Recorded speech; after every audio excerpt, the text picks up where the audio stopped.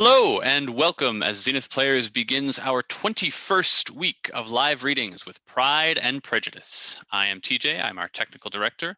All of the actors you'll be hearing tonight are volunteering their time and their talent from their homes to bring a little bit of entertainment into your homes, and we hope you enjoy. Many of them first met each other just 15 minutes ago when they logged into this Zoom meeting, and we want to thank them for joining us.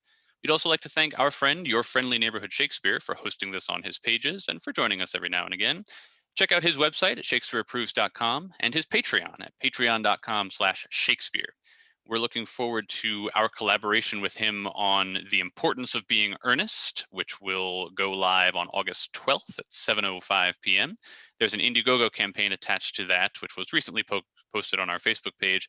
All donations to that campaign help to pay out-of-work actors. And if you donate $30 or more, you can get an invitation to Lady Bracknell's post-show tea party. As always, we want to acknowledge and thank all of the medical professionals and essential workers who've been working tirelessly to keep us all as healthy and safe as possible. We also want to acknowledge those demonstrating and protesting. Simply, Black Lives Matter. If you're interested in more information about our totally volunteer organization, check out our website, zenithplayers.com. Feel very free to check out our very attractive donations page. 100% of all those donations go towards production costs, which these days consist of the various subscriptions that allow for these readings to happen. If you'd like to read with us in future projects, just send us an email at casting@zenithplayers.com and we'll get you right on board. Join us this Saturday as we return to Shakespeare with Henry IV, Part 1. For now, please relax and enjoy Pride and Prejudice with Elena Marie Abdo as Mrs. Bennet, Steve Anderson as Mr. Bennet, Noah Stanzione as Mr. Bingley, Andrew Weinstein as Mr. Collins, Caitlin Jurowitz as Jane, Emily Brennan as Lady Catherine, Arlie Rubens as Lydia, Isabella Pepe as Kitty, Rebecca Martin as Charlotte, Debbie Lockwood as Lady Lucas, Bill Nutt as Sir William, Gillian Petrie as Caroline, Lorraine Ruth Rosenberg as Mary, Allison Russell as Louisa and Mrs. Gardner, Terry Esso as Mr. Hurst and Colonel Fitzwilliam, Christian R. Erickson as Mr. Hill and Mr. Reynolds, Mira Singer as Mrs. Hill and Georgiana, Shakira Searle as Mr. Denny and Mr. Gardner, Patrick Brockway as Mr. Wickham, Andrew Gellos as Mr. Darcy, and Claire Bohannock as Elizabeth Bennet in Pride and Prejudice. It is a truth universally acknowledged that a single man in possession of a good fortune must be in want of a wife. However little known the feelings or views of such a man may be on his first entering a neighborhood, this truth is so well fixed in the minds of the surrounding families that he is considered the rightful property of some one or other of their daughters. Oh, my dear Mr. Bennet, have you heard? Netherfield Park is let at last. Do you not want to know who has taken it? As you wish to tell me, I doubt I have any choice in the matter. Mrs. Long says that Netherfield is taken by a young man of large fortune from the north of England.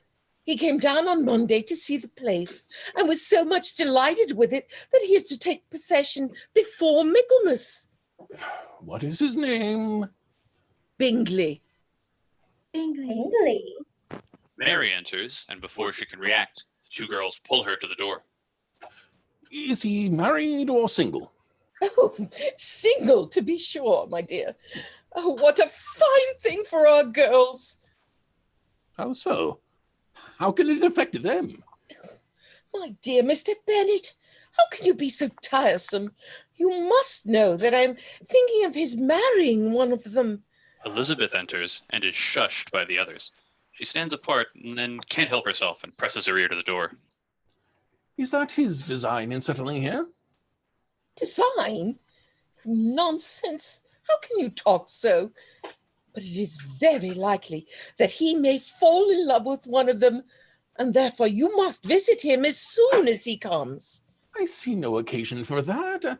You and the girls may go, or you may send them by themselves, which perhaps will be still better, for as you are as handsome as any of them, Mr. Bingley may like you the best of the party. My dear, you flatter me. I certainly have had my share of beauty. But when a woman has 5 grown-up daughters, she ought to give over thinking of her own beauty. Oh, my dear, you must indeed go and see Mr. Bingley when he comes into the neighborhood. Who? Bingley.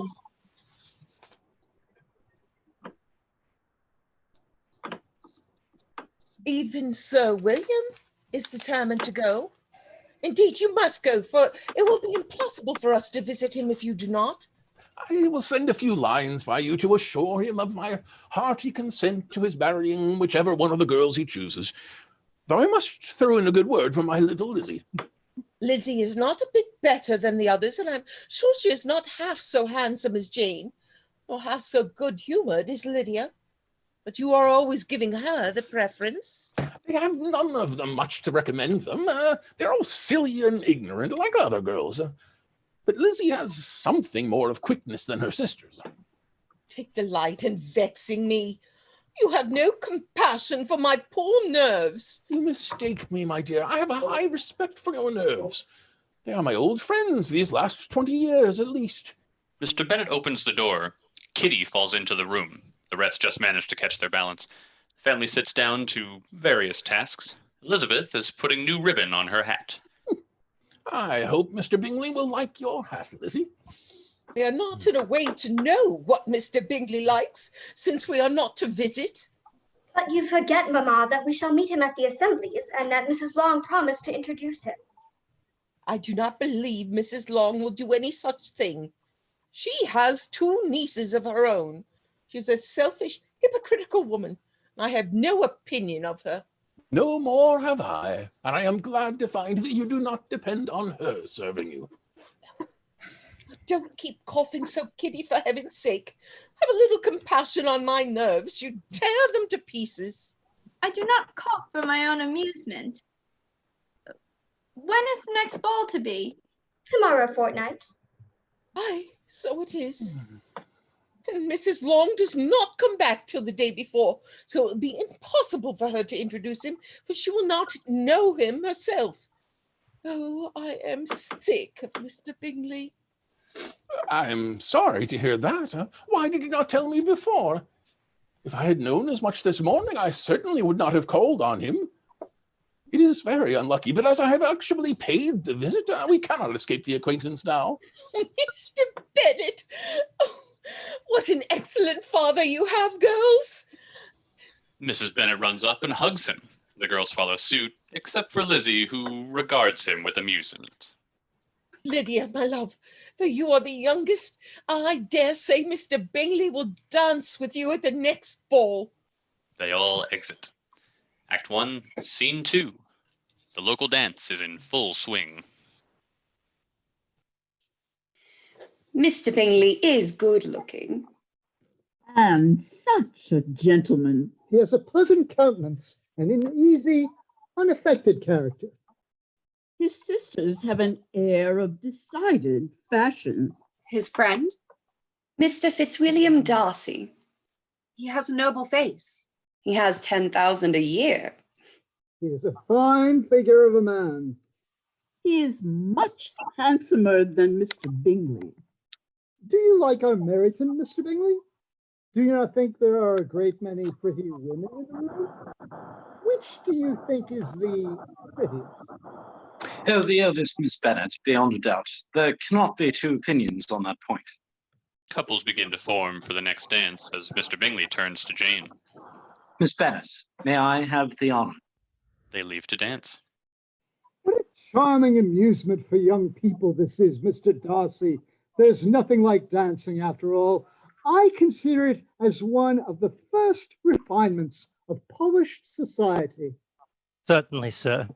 And it has the advantage also of being in vogue amongst the less polished societies of the world. Every savage can dance.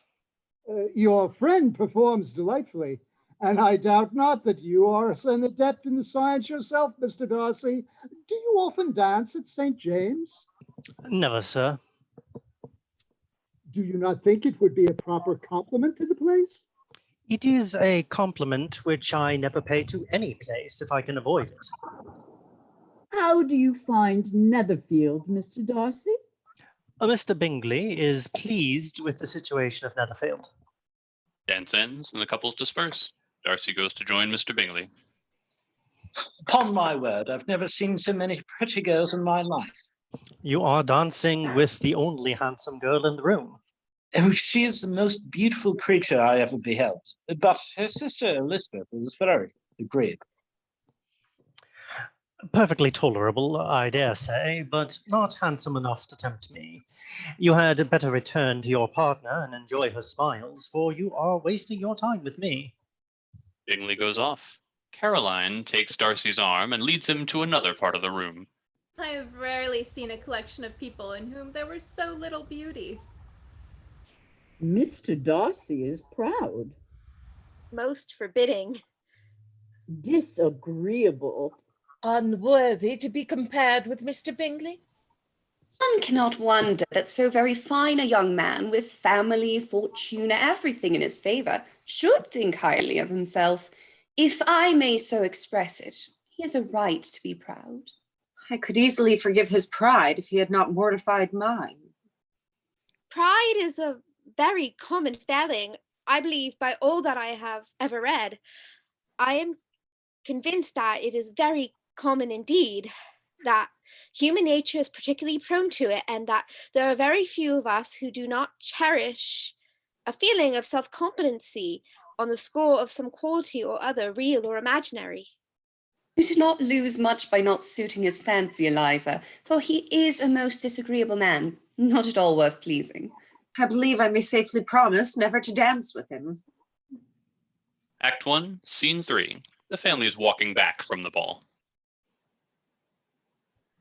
Mr. Bingley is just what a young man ought to be. Sensible, good-humoured, lively, and I never saw such happy manners, so much ease, with such perfect good breeding. He is also handsome, which a young man ought likewise to be if he possibly can. I was very much flattered by his asking me to dance a second time. I did not expect such a compliment. But that one is great difference between us.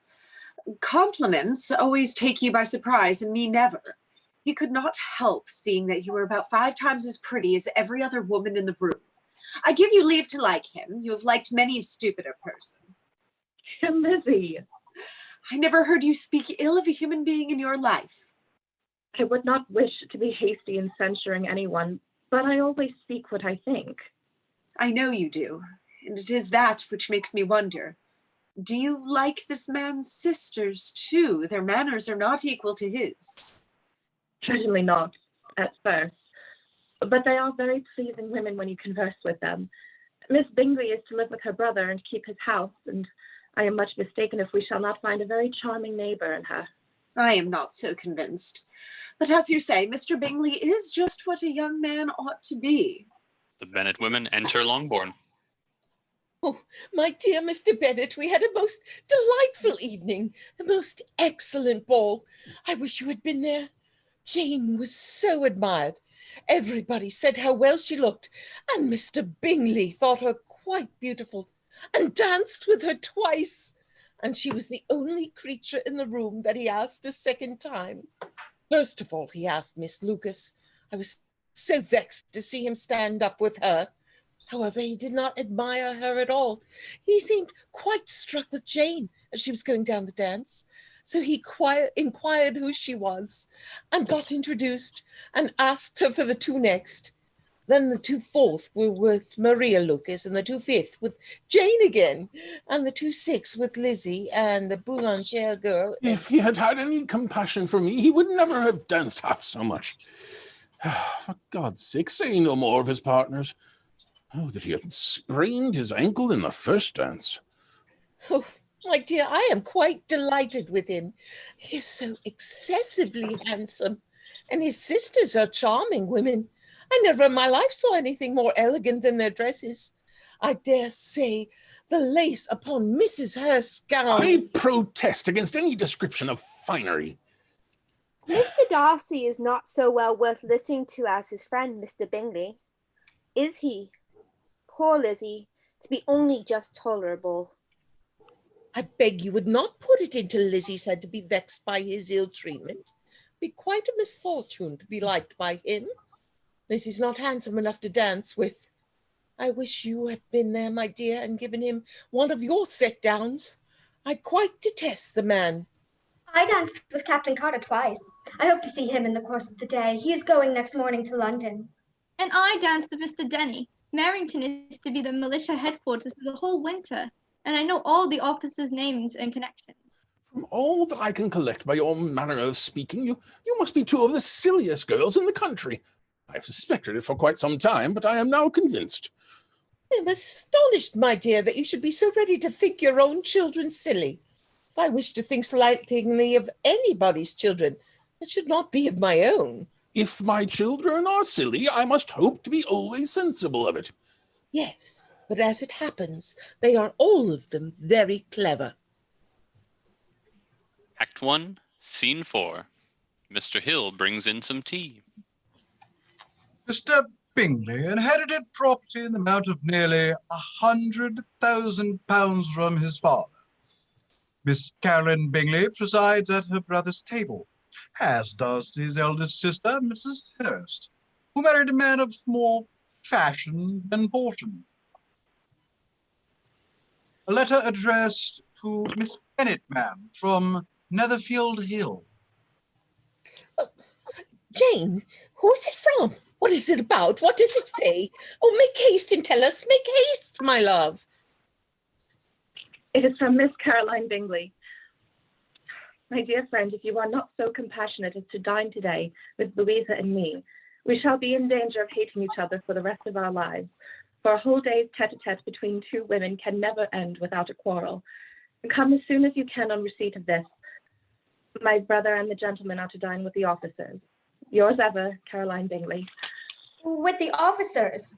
I wonder my Aunt Phillips did not tell us of Miss Bingley dining with the officers. Dining out, that is very unlucky. May I have the carriage? Oh, no, my dear. You had better go on horseback. Horseback? Because it seems likely to rain, and then you must stay all night. The distant rumble of thunder as Mrs. Bennet and the Bennet sisters leave, talking about what Jane should wear, and Mr. Bennet leaves to go to his study. Jane has not been gone long, and is raining hard. I am uneasy for her. If the rain continues the whole evening without intermission, Jane certainly cannot come back. Mrs. Bennet will be delighted. They all exit. Act 1, Scene 5. Mr. Hill enters and wakes Elizabeth up. Good morning, Miss Elizabeth. A letter from Netherfield. Thank you, Mr. Hill. My dearest Lizzie, I find myself very unwell this morning, which I suppose is to be imputed to my getting wet through yesterday. My kind friends will not hear of my returning till I am better. They insist also on my seeing Mr. Jones. Therefore, do not be alarmed if you should hear of his having been to see me. And excepting a sore throat and a headache, there is not much the matter with me. Yours, Jane. Well, my dear, if your daughter does die, it will be a comfort to know it was all in pursuit of Mr. Bingley. Oh, I am not afraid of her dying. People do not die of little trifling colds. I would go and see her if only I could have the carriage. I would go and see her if I could have the carriage. The carriage is not to be had, and as I am no horsewoman, walking is my only alternative. You will not be fit to be seen when you get there. I shall be very fit to see Jane, which is all I want. Is this a hint to me, Lizzie, to send for the horses? No, indeed, I do not wish to avoid the walk. The distance is nothing when one has a motive. Only 3 miles. I shall be back by dinner. I admire the activity of your benevolence, but every impulse of feeling should be guided by reason, and in my opinion, exertion should always be in proportion with what is required. We will go as far as Merrington with you. If we make haste, perhaps we may see something of Captain Carter before he goes. They all put on their outside wear and begin to walk. Lizzie, are you really going to walk alone, crossing field after field? At a quick pace. Jumping over stiles, springing over puddles? Finding yourself at the last view of the house? With weary ankles. And dirty stockings? And a face glowing with the warmth of exercise. Kitty and Lydia exit one way. Elizabeth continues off the other. Scene 6. Mr. Darcy is sitting at the desk writing a letter, Caroline hovering over him. Louisa is sitting on the sofa with her husband, who is napping. Mr. Bingley is looking at a book of poetry. Write uncommonly fast. You are mistaken. I write rather slowly. How many letters you must have occasion to write in the course of a year? Letters of business, too. How odious I should think them. It is fortunate, then, that they fall to my lot instead of yours. Pray tell your sister that I long to see her. I have already told her so once by your desire. I'm afraid you do not like your pen. Let me mend it for you. I mend pens remarkably well. Thank you, but I always mend my own.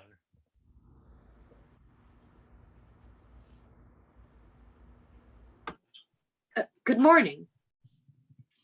My word. Please pardon my appearance. May I inquire after my sister? Miss Bennet slept ill, and though up is very feverish and not well enough to leave her room. Did you walk from Longbourn, Miss Bennet? I did. I say. You will want to be taken to your sister immediately. Alfred, please show Miss Bennet to her sister's room. Thank you.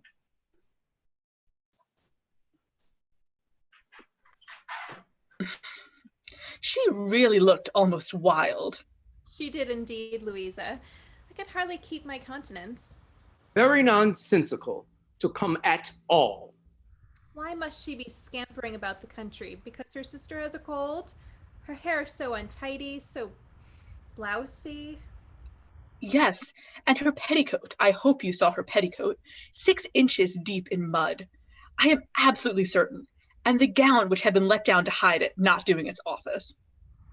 Your picture may be very exact, Louisa, but this was all lost upon me.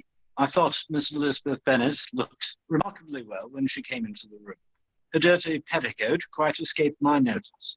You observed it, Mr. Darcy, I'm sure, and I am inclined to think that you would not wish to see your sister make such an exhibition. Certainly not. To walk 3 miles, or 4 miles, or 5 miles, or whatever it is, above her ankles in dirt, and alone, quite alone. What could she mean by it? It seems to me to show such an abominable sort of conceited independence. A most country town indifference to decorum. It shows an affection for her sister that is very pleasing. I can guess the subject of your reverie. I should imagine not. You are considering how insupportable it would be to pass many evenings in this society, and indeed, I am quite of your opinion. Your conjecture is totally wrong, I assure you. My mind was more agreeably engaged. I have been meditating on the very great pleasure which a pair of fine eyes and a face of a pretty woman can bestow.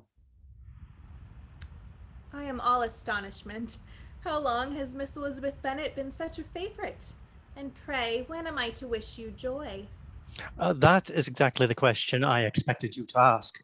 A lady's imagination is very rapid. It jumps from admiration to love, from love to matrimony in a moment. I have an excessive regard for Miss Jane Bennet. She really is a very sweet girl, and I wish with all my heart she was well settled.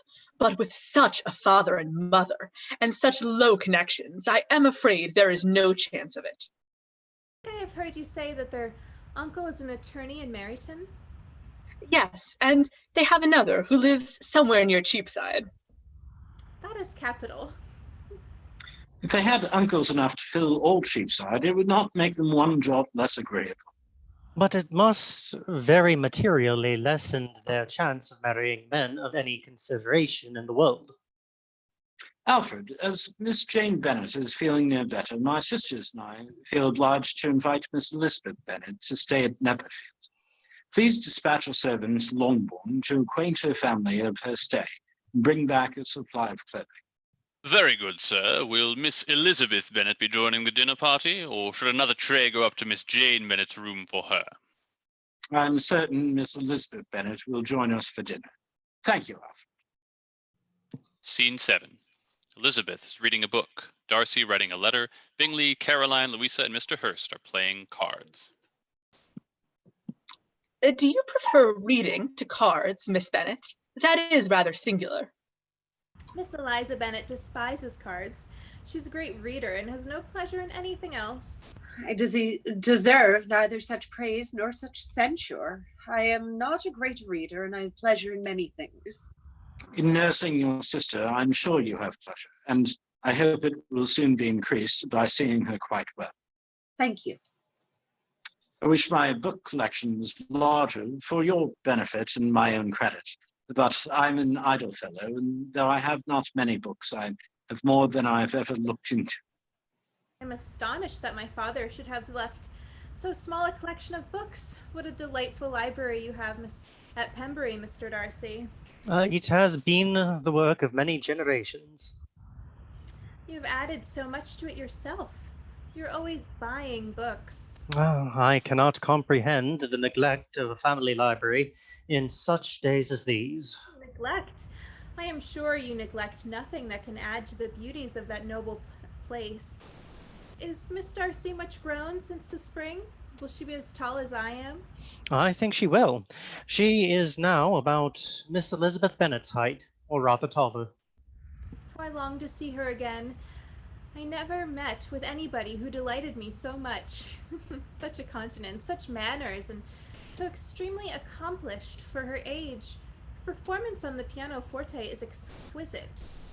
It is amazing how young ladies can have patience to be so very accomplished as they all are. All young ladies accomplished? My dear Charles, what do you mean? Yes, all of them. I'm sure I never heard a young lady spoken of for the first time without being informed that she was very accomplished. I cannot boast of knowing more than half a dozen in the whole range of my acquaintance who are rarely accomplished. A woman must have a thorough knowledge of music, singing, drawing, dancing, and the modern languages to deserve the world. And besides all this, she must possess a certain something in her air and manner of walking, the tone of her voice, the address of and expressions, or the word will be but half deserved. All this she must possess, and to all things she must yet add something more substantial, the improvement of her mind by extensive reading. I'm surprised at your knowing only 6 accomplished women. I would rather wonder now at your knowing any. Are you so severe upon your own sex as to doubt the possibility of this? I never saw such a woman. I never saw such capacity and taste and the application and elegance as you describe united. I know many women who answer this description. Darcy goes back to his letter. Caroline puts down her cards and walks over to Elizabeth. Miss Eliza Bennet, let me persuade you to take a turn about the room. I assure you it is very refreshing after sitting for so long in one attitude. Beth gets up, they link arms and start walking up and down. Mr. Darcy, will you join us? I would only interfere. What can he mean, Miss Bennet? Our surest way of disappointing him will be to ask nothing about it. I require an explanation of your motives, Mr. Darcy. You either choose this method of passing the evening because you are in each other's confidence and have secret affairs to discuss, or because you are conscious that your figures appear to the greatest advantage in walking. If the first, I would be completely in your way, and if the second, I can admire you much better from here. Oh, shocking. How shall we punish him for such a speech? Laugh at him. Mr. Darcy is not to be laughed at. The wisest and best of men may be rendered ridiculous by a person whose first objective in life is a joke. I hope I never ridicule what is wise and good. Follies and nonsense, whims and inconsistencies do divert me. I own, and I laugh at them whenever I can. It has been the study of my life to avoid those weaknesses which often espouse a strong understanding to ridicule. Such as vanity and pride. Yes, vanity is a weakness indeed, but pride, where there is a real superiority of mind, pride will always under good regulation. Your examination of Mr. Darcy is over, I presume? And pray, what is the result? I am perfectly convinced by it that Mr. Darcy has no defect. He owns it himself without disguise. No, I have made no such pretense. I have faults enough, but they are not, I hope, of understanding. My temper I dare not vouch for. I cannot forget the follies and vices of others so soon as I ought, nor their offenses against myself. My good opinion, once lost, is lost forever. That is a failing indeed, but you have chosen your fault well. I really cannot laugh at it. You are safe from me.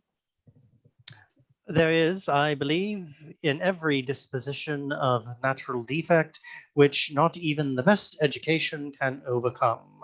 And your defect is to hate everybody. And yours is to willfully misunderstand them. Act 1, Scene 8. Mr. Bingley, Caroline, and Mr. Darcy are just finishing up breakfast. At Miss Elizabeth Bennet's request, Mrs. Bennet has visited Miss Jane Bennet, sir, and she, with the rest of her daughters, would like an audience with you. Thank you, Alfred. Show them in. Mrs. Bennet, Elizabeth, Mary, Kitty, Lydia, enter. Mrs. Bennet, I hope you have not found Miss Jane Bennet worse than you expected. Indeed I have, sir. She is a great deal too ill to be moved. Mr. Jones says we must not think of moving her. We must trespass a little longer on your kindness. Removed? It must not be thought of. My sisters, I am sure, will not hear of her removal. You may depend on it, madam, that Miss Bennet will receive every possible attention while she remains with us. You have a sweet room here, Mr. Bingley, and a charming prospect over the gravel walk. I do not know a place in the country that is equal to Netherfield. You will not think of quitting it in a hurry, I hope, though you have but a short lease. Whatever I do is done in a hurry, and therefore, if I should resolve to quit Netherfield, I should probably be off in 5 minutes. At present, however, I consider myself as quite fixed here. That is exactly what I should suppose of you. Wish I might take this for a compliment, but to be so easily seen through, I'm afraid is pitiful. It does not follow that a deep, intricate character is more or less estimable than such a one as yours. I did not know before that you were a studier of character. Must be an amusing study. Intricate characters are the most amusing. They have at least that advantage. The country can, in general, supply but a few subjects for such a study. In a country neighborhood, you move in a very confined and unvarying society. But people themselves alter so much that there is always something new to be observed in them. Yes, indeed. I assure you, there is quite as much of that going on in the country as in town. I cannot see that London has any great advantage over the country, for my part, except the shops and public places. The country is a vast deal pleasanter, is it not, Mr. Bingley? When I'm in the country, I never wish to leave it, and when I'm in town, it is pretty much the same. They have each their advantages, and I can be equally happy in either. Aye, because you have the right disposition. But that gentleman seemed to think the country was nothing at all. You quite mistook Mr. Darcy. He only meant that there are not such a variety of people to be met with in the country as in town, which you must acknowledge to be true. Certainly, my dear, nobody said there were. But as to not meeting with many people in this neighborhood, I believe there are few neighborhoods larger. I know we dine with 24 families.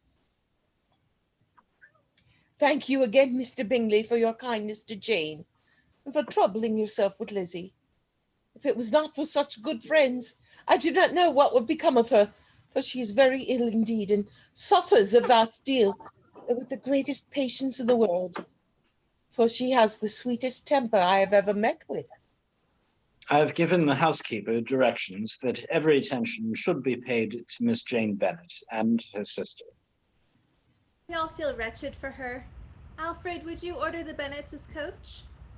If Miss Bennet is not decidedly better in the morning, Mr. Jones should again be sent for. Mr. Bingley, I must remind you of your promise on your first coming into the country to give a ball at Netherfield. It would be the most shameful thing in the world if you did not keep your promise. I am perfectly ready, I assure you, to keep my engagement. And when your sister is recovered, you shall, if you please, name the very day of the ball. But you would not wish to be dancing when she is ill. Oh, yes, it would be much better to wait till Jane was well, and by that time, most likely, Captain Carter will be at Meryton again. And when you give your ball, I shall insist on their giving one also. I shall tell Colonel Forster it should be quite a shame if he does not. The Bennet's coach is ready, sir. Thank you, Alfred. Let me see you to your coach. Thank you, Mr. Bingley. Good day to you all. We are off to visit Lady Lucas and Sir William. What an agreeable man Sir William is, Mr. Bingley, is he not? So much the man of fashion. Has always had something to say to everybody. That is my idea of good breeding. And those persons who fancy themselves important and never open their mouths quite mistake the matter. The Bennets and Mr. Bingley leave. Caroline and Darcy remain. I hope you'll give your mother-in-law a few hints when this desirable event takes place as to the advantage of holding her tongue. And if you can compass it, do cure the younger girls of running after officers. And if I may mention so delicate a subject, endeavor to check that little something, bordering on conceit and impertinence, which your lady possesses. Have you anything else to propose for my domestic facility? Oh yes, do let the portraits of your uncle and Aunt Phyllis be placed in the gallery at Pemberley. Put them next to your great uncle, the judge. They are in the same profession, you know, only in different lines. As for your Elizabeth's picture, you must not have it taken, for what painter could do justice to those beautiful eyes? It would not be easy, indeed, to catch their expression, but their color and shape, and the eyelashes, so remarkably fine, might be copied.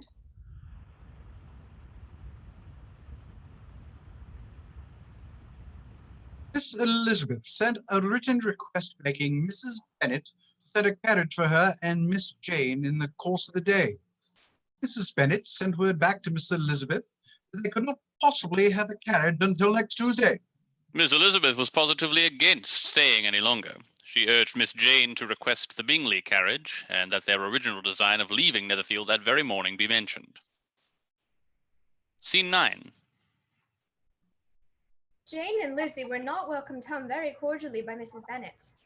But their father was glad to see them. The evening conversation had lost much of its animation, but almost all of its sense by the absence of Jane and Elizabeth.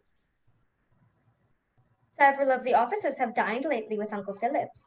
A private was flogged. Does anyone know why?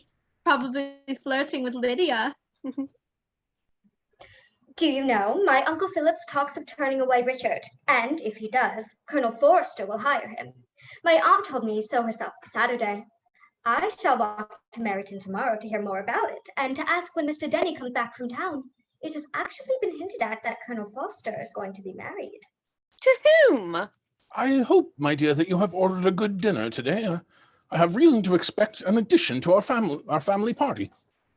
What do you mean, my dear? The person of whom I speak is a gentleman and a stranger. Colonel Forster? Captain Carter? No, I know, Captain Denny, or a new recruit. It is Mr. Bingley, I am sure. Well, I am sure I shall be extremely glad to see Mr. Bingley. Lydia, my love, ring the bell. I must speak to Mr. Hill this moment. It is not Mr. Bingley. It is a person who I have never saw in the whole course of my life. About a month ago, I received this letter. About a fortnight ago, I answered it, for I thought it a case of some delicacy requiring early attention. It is from my cousin, Mr. Collins, who, when I am dead, may turn you all out of this house as soon as he pleases. Oh, my dear, I cannot bear to hear that mentioned. Pray do not talk of that odious man. I do think it is the hardest thing in the world that your estate should be entailed away from your own children, And I am sure if it had been you, I should have tried long ago to do something or other about it. Mother, I have tried to explain to you the nature of an entail. I know you are bitterly against the cruelty of setting an estate away from a family of 5 daughters in favor of a man whom nobody cares about. But father cannot do anything about it. It certainly is a most iniquitous affair, and nothing can clear Mr. Collins from the guilt of inheriting Langbourne. But if you will listen to his letter, you may perhaps be a little softened by his manner of expressing himself. I'm sure I shall not. And I think it is very impertinent of him to write to you at all, and very hypocritical. I hate such false friends. Why could he not keep on quarreling with you, as his father did before him? He does seem to have some filial scruples on that head, as you will hear. Mary. Huntsforth near Westerham, Kent, 15th October. Dear Sir, the disagreement subsiding between yourself and my late honoured father always gave me such uneasiness. Since I have had the misfortune to lose him, I have frequently wished to heal the breach. Having received ordination at Easter, I have been so fortunate as to be distinguished by the patronage of the Right Honourable Lady Catherine de Bourgh, widow of the Sir Louis de Bourgh, whose bounty and beneficence has preferred me to the valuable rectory of his parish, where it shall be my earnest endeavour to demean myself with grateful respect towards her ladyship, and be ever ready to perform those rites and ceremonies which are instituted by the Church of England. As a clergyman, I feel it my duty to promote and establish the blessing of peace in all families, and on these grounds I flatter myself that my present overtures are highly commendable, and that the circumstance of my being next in the entail of Longbourn estate will be kindly overlooked on your side, and not lead you to reject the offered olive branch. I cannot be otherwise than concerned at being the means of your injuring your amiable daughters, and beg leave to apologize for it, as well as to assure you of my readiness to make them every possible amends, but of this hereafter. I remain, dear sir, with respect, compliments to your ladies and daughters, your well-wishers and friend, William Collins. In point of comparison, the letter does not seem defective. There is something very pompous in the style. The idea of an ologence, perhaps, is not wholly new, yet I think it is well expressed.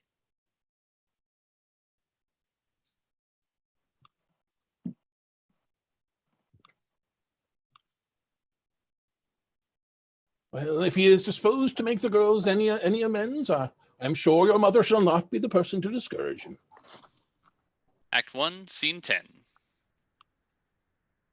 Mr. Bennet's property consists of an estate of 2,000 a year, which unfortunately for his daughters was entailed in default of a male heir. Miss Bennet's fortune, though ample enough for her situation in life, could ill support this deficiency of his. She has only £4,000 in all. Enter the Bennets and Mr. Collins. Mrs. Bennet, may I compliment you on having so fine a family of daughters. I had heard much of their beauty, but in this instance fame has fallen short of the truth. I do not doubt, but you will see them all disposed of in marriage in due time. You're very kind, I am sure, and I wish with all my heart it may prove so, or else they will be destitute enough. You allude, perhaps, to the entail of this estate. Ah, sir, I do indeed.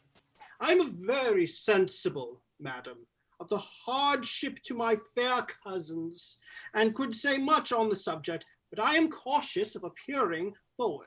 But I can assure the young ladies that I come prepared to admire them. At present I will not stay more, but perhaps I shall when we are better acquainted. The dinner was most excellent. Which of my fair cousins is owing the excellence of its cooking?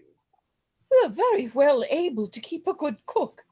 My daughters have nothing to do in the kitchen.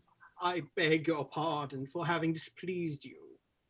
I am not at all offended. Lady Catherine, your patroness, I think you said she was a widow, sir. Has she any family? She has only one daughter, the heiress of Rosings. Rosings is a very extensive property. Then she is better off than many girls. And what sort of young lady is she? Is she handsome? She is a most charming young lady indeed.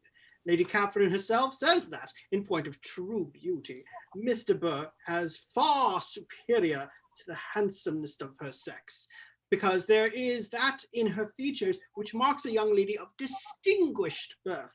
She is unfortunately of a sickly constitution, which has prevented her from making progress in many accomplishments, which she could not have otherwise failed, as I am informed by the lady who superintended her education, and who still resides with them. But she is perfectly amiable, and often condescends to drive by my humble abode in her little phaetons and ponies. The garden in which stands my humble abode is separated only by a lane from Rosings Park, her ladyship's residence. Lady Catherine has asked me twice to dine at Rosings, and sent me for only the Saturday before to make up her pool of quadrille in the evening. Mr. Burr's indifferent state of health unhappily prevents her from being in town, and by that means, as I told Lady Catherine one day, has deprived the British court of its brightest ornaments. Her ladyship seemed pleased with the idea. You may imagine that I am happy on every occasion to offer those little delicate compliments which are always so acceptable to ladies. Do the pleasings attention proceed from the impulse of the moment, or are they the result of previous study? They arise chiefly from what is passing at the time, and though I sometimes amuse myself with suggesting and arranging such little elegant compliments as may be adapted to ordinary occasions, I always wish to give them as unstudied an air as possible. No one would ever think otherwise. Good night, Mr. Collins. Mrs. Bennet, would you do me the honor? I think the time is right to speak about this most pressing issue. That is, if the ladies would be so kind and excuse us for a moment. Yes, of course, Mr. Collins. Good night, girls. The daughters exit. As you know, I have a very particular and fortunate relationship with Lady Catherine de Burgh. She has been a great assistance. She's a most active magistrate in our parish. The minutest concerns about which I always consult her, she helps me settle. I value her advice above all else. Well, Lady Catherine has condescended to advise me to marry as soon as I could, provided I choose with discretion. Having now a good house and a very sufficient income, I intend to marry. And in seeking a reconciliation with the Longbourn family, I mean to choose one of your daughters to atone for inheriting the estate, as I have found them as handsome and as amiable as they were represented by common report. I have a wife in view. I have the strictest notions of what is due to seniority. And for the first evening, Miss Jane Bennet was my settled choice. I wish to caution against choosing my eldest daughter. Jane, I must just mention, is likely to be very soon engaged. Ah, but I only have to change from Jane to Elizabeth. Elizabeth is next to Jane in seniority and is equal in beauty. Yes, I quite agree. Good evening, Mrs. Bennet. Good evening, Mr. Collins. He exits.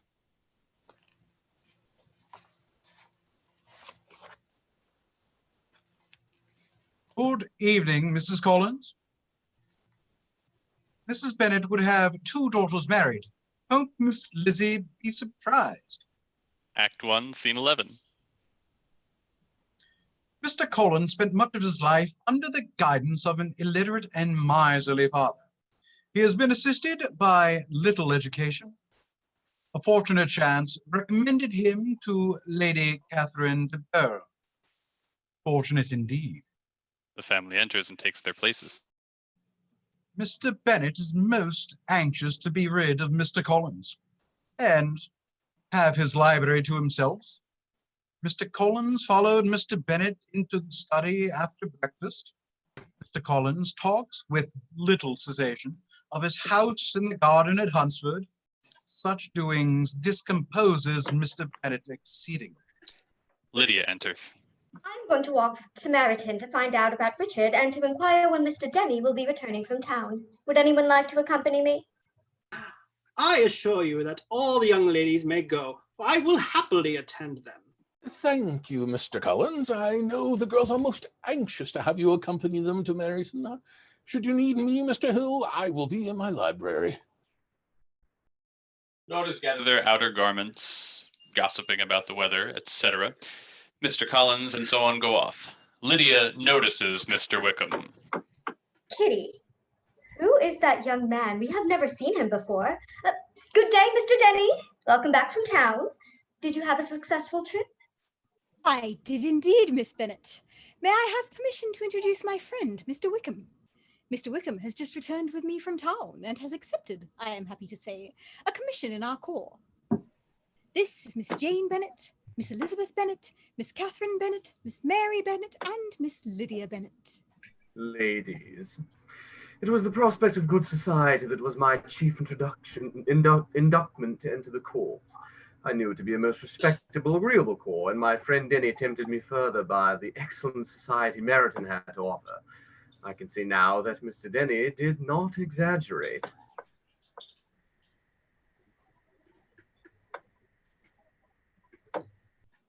Good afternoon, ladies. Miss Bennet, I was just on my way to Longbourn to inquire after your health and to give my personal invitation to you and your entire family for the ball at Netherfield, which has been fixed for the following Tuesday night. Thank you, Mr. Bingley. I'm certain we will all accept your kind invitation. Mr. Bingley, Mr. Darcy, I believe you know Mr. Denny. This is Mr. Wickham. Mr. Wickham has just come from London. He is to have a lieutenant's commission. Welcome to Meryton, Mr. Wickham. Darcy and Wickham look at each other. Wickham, after a few moments, touches his hat in salutation, which Mr. Darcy deigns to return. Well, good day. I look forward to seeing you Tuesday week. Thank you, Mr. Bingley. Good day. Family starts to walk. Mr. Wickham catches up to Elizabeth, and Lydia catches up to them both. How long has Mr. Darcy been staying at Netherfield, do you know? About a month. He is a man of very large property in Derbyshire. Yes, his estate there is a noble one.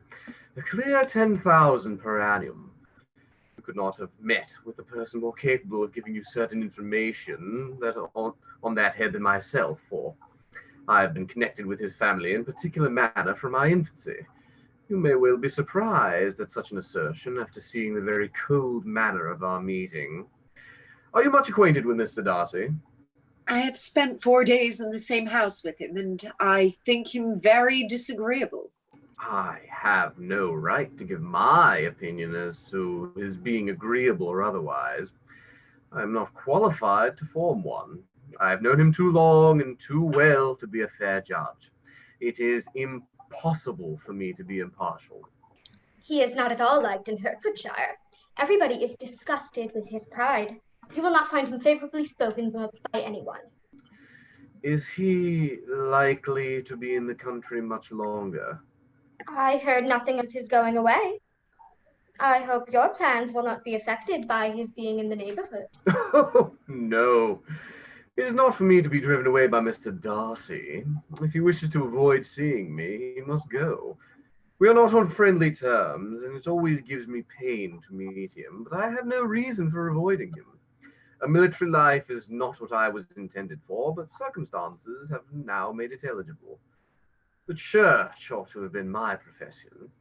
I was brought up for the church, and I should at this time have been in possession of a most valuable living, had it pleased the gentleman that we were speaking of just now. Yes, the late Mr. Darcy bequeathed me the next presentation of the best living in his gift. He was my godfather and excessively attached to me. I cannot do justice to his kindness. He meant to provide for me amply and thought he had done it, but when the living fell, it was given elsewhere. Good heavens! But how could that be? How could his will be disregarded? Why did you not seek legal redress? There was just such informality in the terms of the bequest as to give me no hope from law. A man of honor could not have doubted the intention, but Mr. Darcy chose to doubt it.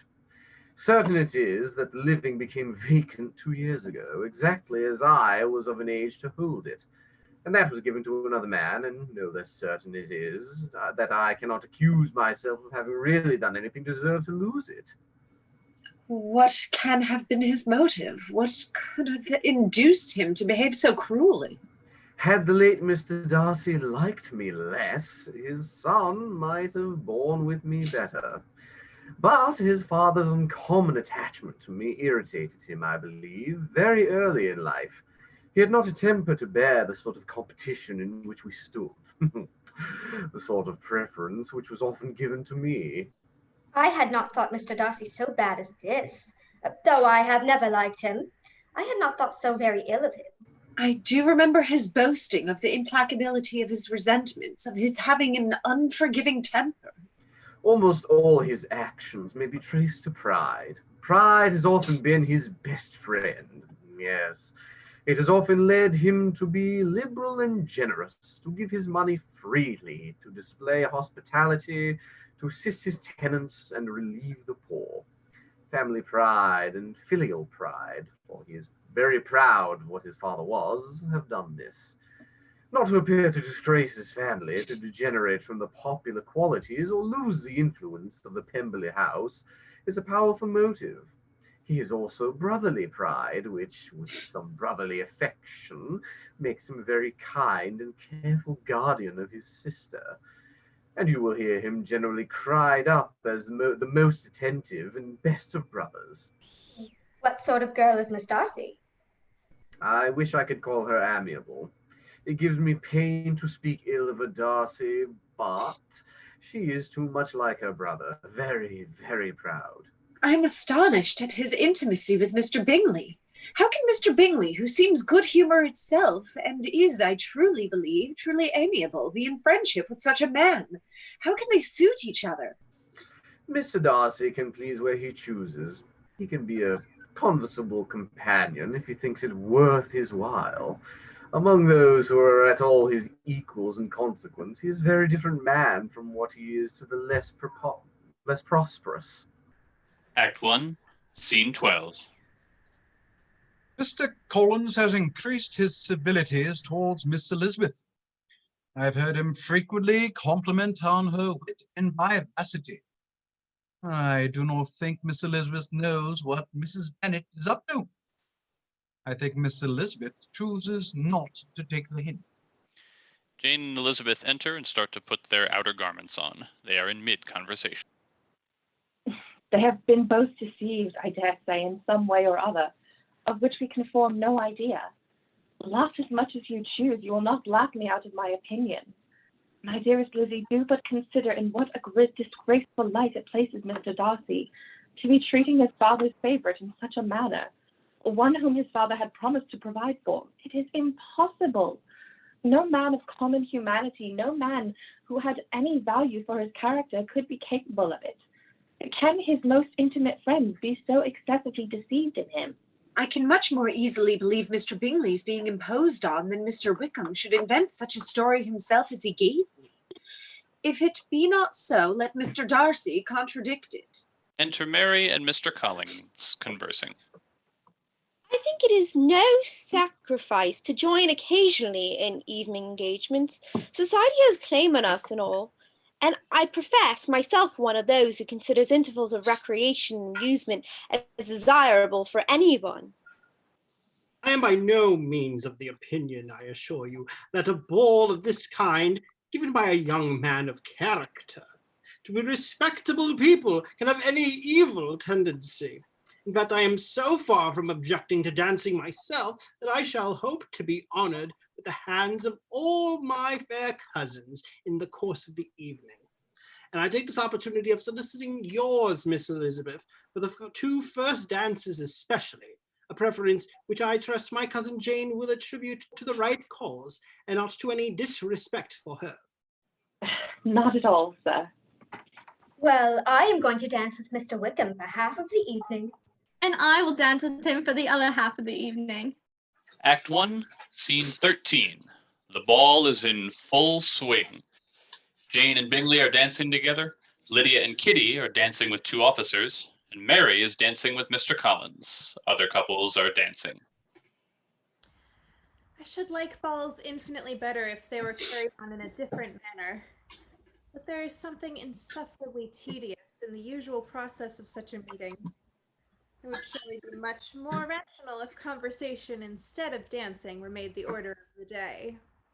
Much more rational, my dear Caroline, I dare say, but it would not be near so much like a ball.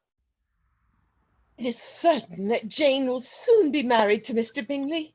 He is such a charming young man, and so rich, and lives but 3 miles from Longbourn. It is such a comfort to think how fond the two Bingley sisters are of Jane. They must desire the connection as much as we do. It is, moreover, such a promising thing for my younger daughters, as Jane's marrying so greatly must throw them in the way of other rich men. It is so pleasant at this time of life to be able to consign my single daughters to the care of their sister, that I might not be obliged to go into company more than I like. I trust with good wishes that you might soon be equally fortunate. Careful, Mrs. Bennet. I believe our conversation is being overheard by Mr. Darcy. What is Mr. Darcy to me, pray, that I should be afraid of him? I'm sure we owe him no such particular civility as to be obliged to say nothing he may not like to hear. For heaven's sake, Mrs. Bennet, speak lower. What advantage can it be for you to offend Mr. Darcy? You will never recommend yourself or Jane to his friend by so doing. Bingley likes your sister undoubtedly, but he may never do more than like her if she does not help him on. But she does help him on as much as her nature will allow. Remember, Eliza, that he does not know Jane's disposition as you do. But if a woman is partial to a man and does not endeavor to conceal it, he must find it out. Perhaps he must, if he sees enough of her. But though Bingley and Jane meet tolerably often, it is never for many hours together. And as they always see each other in large mixed parties, Jane should therefore make the most of every half hour in which she can command his attention. When she is secure of him, there will be more leisure for falling in love as much as she chooses. Your plan is a good one, where nothing is in question but the desire of being well married. And if it were I determined to get a rich husband, or any husband, I dare say, I should adopt it. But these are not Jane's feelings. I wish Jane success with all my heart, and if she were married to him tomorrow, I should think she had as good a chance of happiness as if she were to be studying his character for a 12-month. You make me laugh, Charlotte, but it is not sound. You know it is not sound, that you would never act in this way yourself. Dance ends. Lydia and Kitty run up to Mr. Denny. Mr. Denny, I have looked in vain for Mr. Wickham among the cluster of red coats here assembled. Lydia is going to dance with him for half the evening, and me for the other. I see. Mr. Wickham was obliged to go to town on business the day before, and has not yet returned. Did Mr. Bingley purposely omit an invitation to Mr. Wickham because of Mr. Darcy? Why, no, but I do not imagine his business would have called him away just now if he had not wanted to avoid a certain gentleman here. Miss Lydia, may I have the next dance?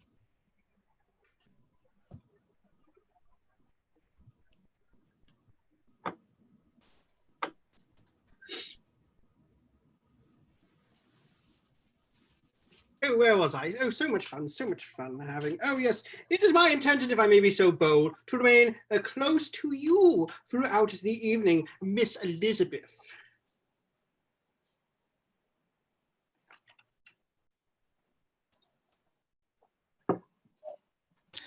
May I have the next dance, Miss Elizabeth? You may. The dance begins. I love this dance. Indeed. It is your turn to say something, Mr. Darcy. I talked about the dance. Now you ought to remark on the size of the room or the number of couples. I am perfectly happy to oblige. Please advise me of what you would like most to hear. Very well. That reply will do for the present. Perhaps by and by I may observe that private balls are much pleasanter than public ones, but now we may be silent. Do you talk by rule when you are dancing? One must speak a little, you know. It would look odd to be entirely silent for half an hour together. And yet, for the advantage of some, conversation ought to be so arranged as that they may have the trouble of saying as little as possible. Are you consulting your own feelings at the present case, or do you imagine that you are gratifying mine? Both. For I've always seen a great similarity in the turn of our minds. We are each of an unsocial, taciturn disposition, unwilling to speak unless we expect to say something that will amaze the whole room, and be handed down to posterity with all that clat of a proverb. This is no very striking resemblance of your own character, I am sure.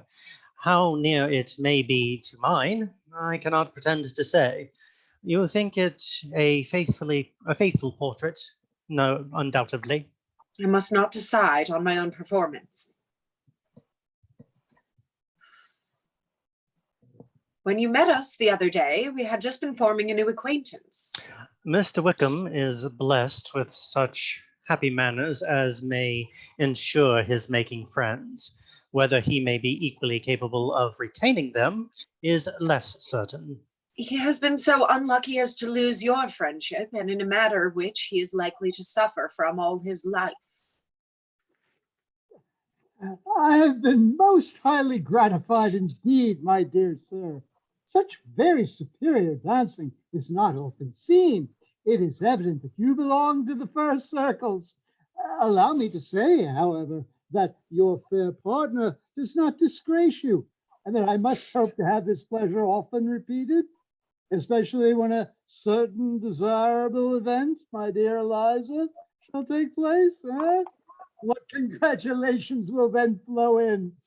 I appeal to Mr. Darcy, but let me not interrupt you, sir. You will not thank me for detaining you from the bewitching converse of that young lady whose bright eyes are also upbraiding me. Sir William's interruption has made me forget what we were talking of. I do not think we were speaking at all. We have tried 2 or 3 subjects already without success. And what are we to talk of next? I cannot imagine. What do you think of books? Books? Oh, no, I am sure we never read the same, or not with the same feelings. I remember hearing you once say, Mr. Darcy, that you hardly ever forgave, that your resentment, once created, was unappeasable. You were very cautious, I suppose, as to its being created.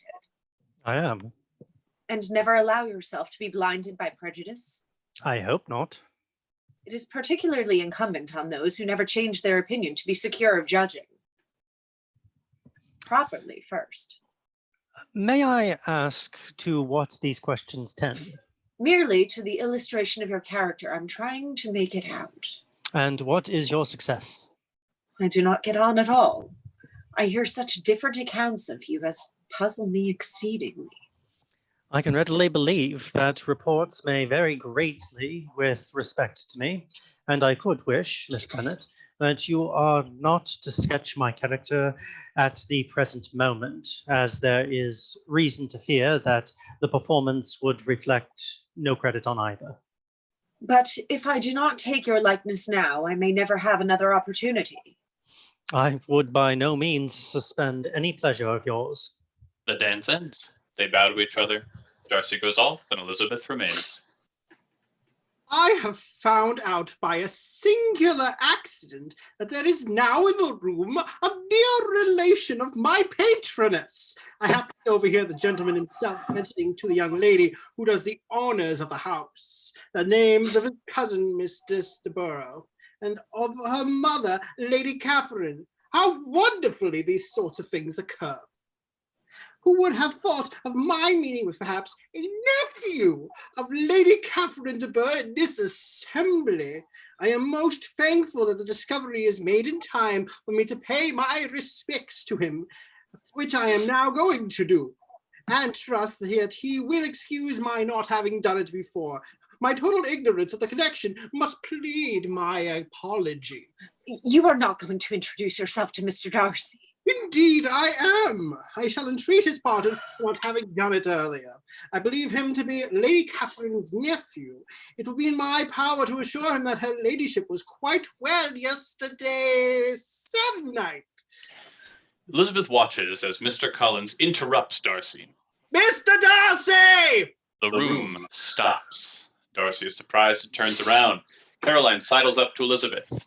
We see during the conversations, Mr. Collins point Jane and Elizabeth out to Darcy. So, Miss Eliza, I hear you are quite delighted with George Wickham. Your sister has been talking to me about him and asking 1,000 questions, and I find that the young man quite forgot to tell you, among his other communication, that he was the son of Old Wickham, the late Mr. Darcy's steward. Let me recommend you, however, as a friend, not to give implicit confidence to all his assertions, for as to Mr. Darcy's using him ill, it is perfectly false, for on the contrary, he has always been remarkably kind to him, though George Wickham has treated Mr. Darcy in the most infamous manner. I do not know the particulars, but I know very well that Mr. Darcy is not in the least to blame, that he cannot bear to hear George Wickham mentioned, and that though my brother thought that he could not well avoid including him in his invitation to the officers, he was excessively glad to find that he had been taken himself out of the way. His coming into the country at all is a most insolent thing indeed, and I wonder how he could presume to do it. I pity you, Miss Eliza, for this discovery of your favorite's guilt, but really, considering his descent, one could not expect much better. His guilt and his descent appear, by your account, to be the same. I have heard you accuse him of nothing worse than being the son of Mr. Darcy's steward, and of that he informed me himself. I beg your pardon. Excuse my interference. It was kindly meant. They bow to each other.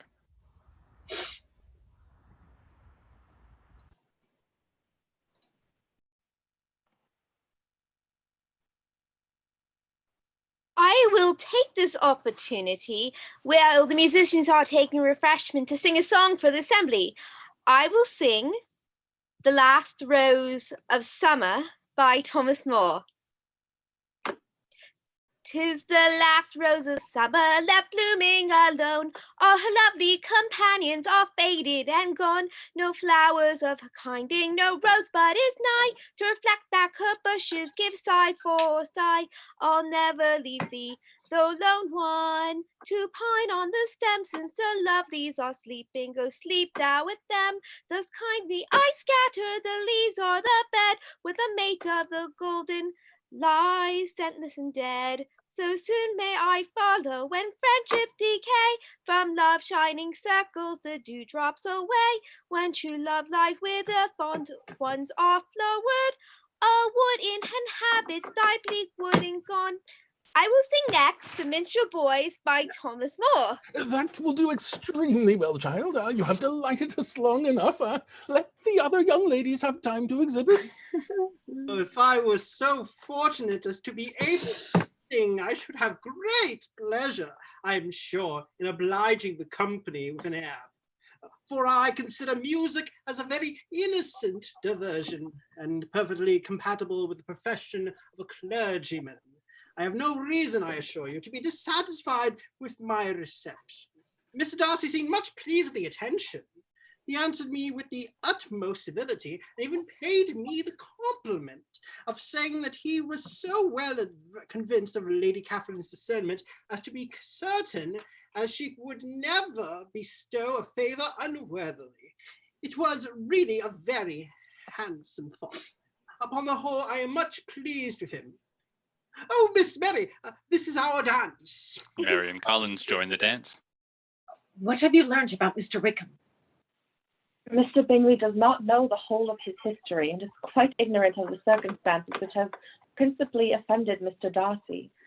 But he will vouch for the good conduct, the probity, and honour of his friend, and is perfectly convinced that Mr. Wickham has deserved much less attention from Mr. Darcy than he has received. And I am sorry to say, by his account as well as his sister's, Mr. Wickham is by no means a respectable young man. I am afraid he has been very imprudent and has deserved to lose Mr. Darcy's regard. Mr. Bingley does not know Mr. Wickham himself? He never saw him till the other morning at Meryton. Mr. Bingley's defence of his friend was a very able one, I dare say, but since he is unacquainted with several parts of the story and has learnt the rest from that friend himself, I shall venture still to think of both gentlemen as I did before. The dance picks up speed. Bingley sweeps Jane off her feet to join the dance. The couples pair off and Elizabeth watches. Act 1, Scene 14, as the family is taking off their outer garments. May I hope, madam, for your interest with your fair daughter Elizabeth, when I select the honour of a private audience with her in the course of this evening? Oh dear, yes, certainly. I am sure Lizzie will be very happy. I am sure she can have no objection. Come, Kitty, I want you upstairs. Mr. Collins can have nothing to say to me that anybody need not hear. I am going away myself. No, nonsense, Lizzie. I desire you to stay where you are. Lizzie, I insist upon your staying and hearing Mr. Collins. Mrs. Bennet and Kitty exit. Kitty comes back with Lydia and they listen at the door. Believe me, my dear Miss Elizabeth, with your modesty so far from doing you any disservice, rather adds to your other perfections. You would have been less amiable in my eyes had there not been this little unwillingness. But allow me to assure you that I have your respected mother's permission for this address. You can hardly doubt the purport of my discourse. However, your natural delicacy may lead you to dissemble. My attentions have been too marked to be mistaken. Almost as soon as I entered this house, I singled you out as the companion of my future life. But before I am run away with my feelings on this subject, perhaps it would be advisable for me to state my reasons for marrying, and moreover, for coming into Hertfordshire with the design of selecting a wife, as I certainly did. Mary comes by and Kitty and Lydia make room for her to listen at the door as well. My reasons for marrying are, first, that I think it a right thing for every clergyman in easy circumstances, like myself, to set the example of matrimony in his parish. Secondly, that I am convinced that it will add very greatly to my happiness. And thirdly, which perhaps I ought to have mentioned earlier, that it is the particular advice and recommendation of the very noble lady whom I have the honor of calling patroness. Twice she has condescended to give me her opinion on this subject. And it was but the very Saturday night before I left Hunsford. Mr. Collins, you must marry, she said. A clergyman like you must marry. Choose properly. Choose a gentlewoman for my sake and for your own. Let her be an active, useful sort of person, not brought up high, but able to make a small income go a good way. This is my advice. Find such a woman as soon as you can, bring her to Hunsford, and I will visit her. Allow me, by the way, to observe my fair cousin, which I do not reckon the notice and kindness of Lady Catherine de Bourgh as amongst the least of the advantages in my power to offer. You will find her manners beyond anything I can describe, and your wit and vivacity, I think, must be acceptable to her, especially when tempered with the silence and respect which her rank will inevitably excite.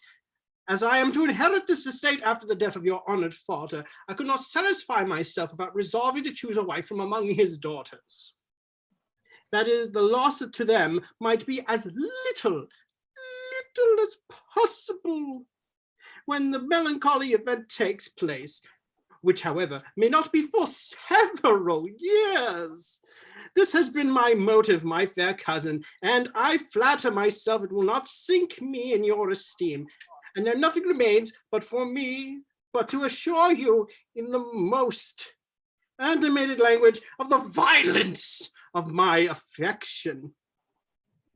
To fortune, I am perfectly indifferent, and shall make no demand of that nature on your father, since I am well aware that it could not be compiled with, and that £1,000 and the 4%, which will not be yours till your mother's decease, is all that you may ever be entitled to. On that head, therefore, I shall be uniformly silent, and you may assure yourself that no ungenerous approach shall ever pass my lips when we are married. You are too hasty, sir. You forget that I have made no answer. Let me do it without further loss of time. Accept my thanks for the compliment you are paying me. I am very sensible of the honor of your proposals, but it is impossible for me to do otherwise than to decline them.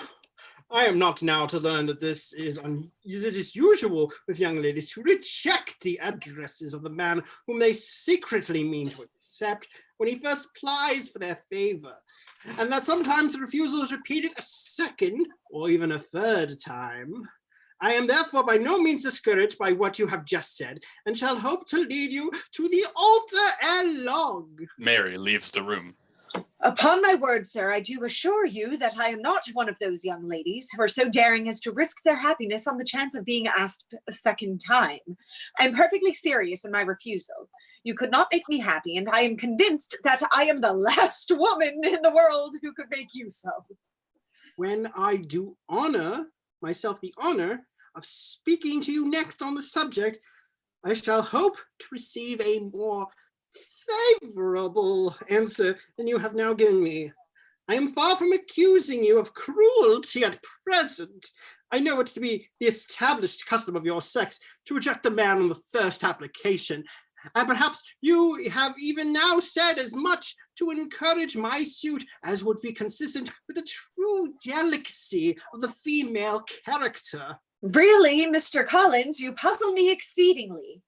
If what I have hitherto said can appear to you in the form of encouragement, I know not how to express my refusal in such a way as to convince you of it being one. You must give me leave to flatter myself, my dear cousin, that your refusal of my addresses is merely words of course.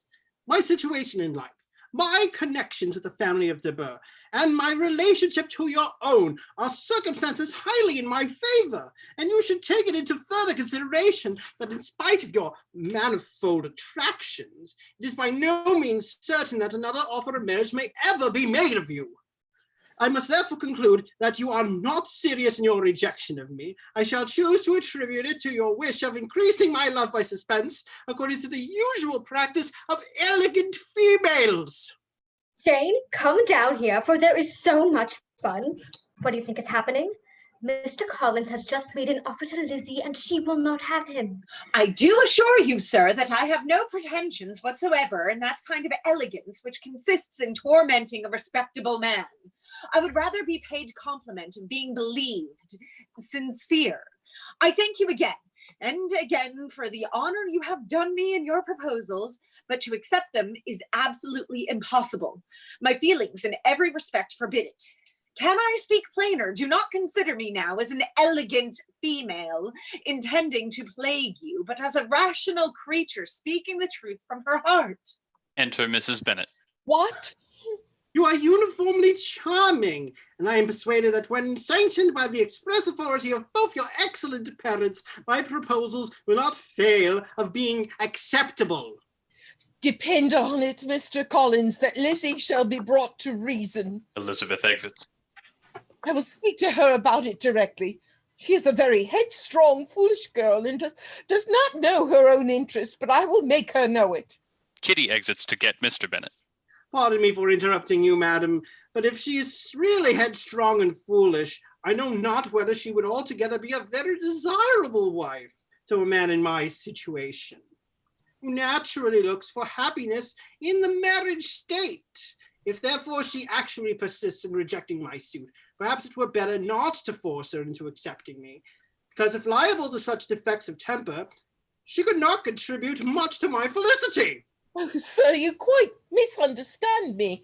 Lizzie is only headstrong in such matters as these. In everything else, she is as good-natured a girl as ever lived. I will go directly to Mr. Bennet, and we shall very soon settle it with her, I am sure. Oh, Mr. Bennet, you are wanted immediately. We are all in an uproar. You must come and make Lizzie marry Mr. Collins, for she vows she will not have him. If you do not make haste, he will change his mind and he will not have her. I have not the pleasure of understanding you. Of what are you talking? Of Mr. Collins and Lizzie. Lizzie declares she will not have Mr. Collins, and Mr. Collins begins to say that he will not have Lizzie. And what am I to do on the occasion? It seems a hopeless business. Oh, speak to Lizzie about it yourself. Tell her that you insist upon her marrying him. Let her be called down. She shall hear my opinion.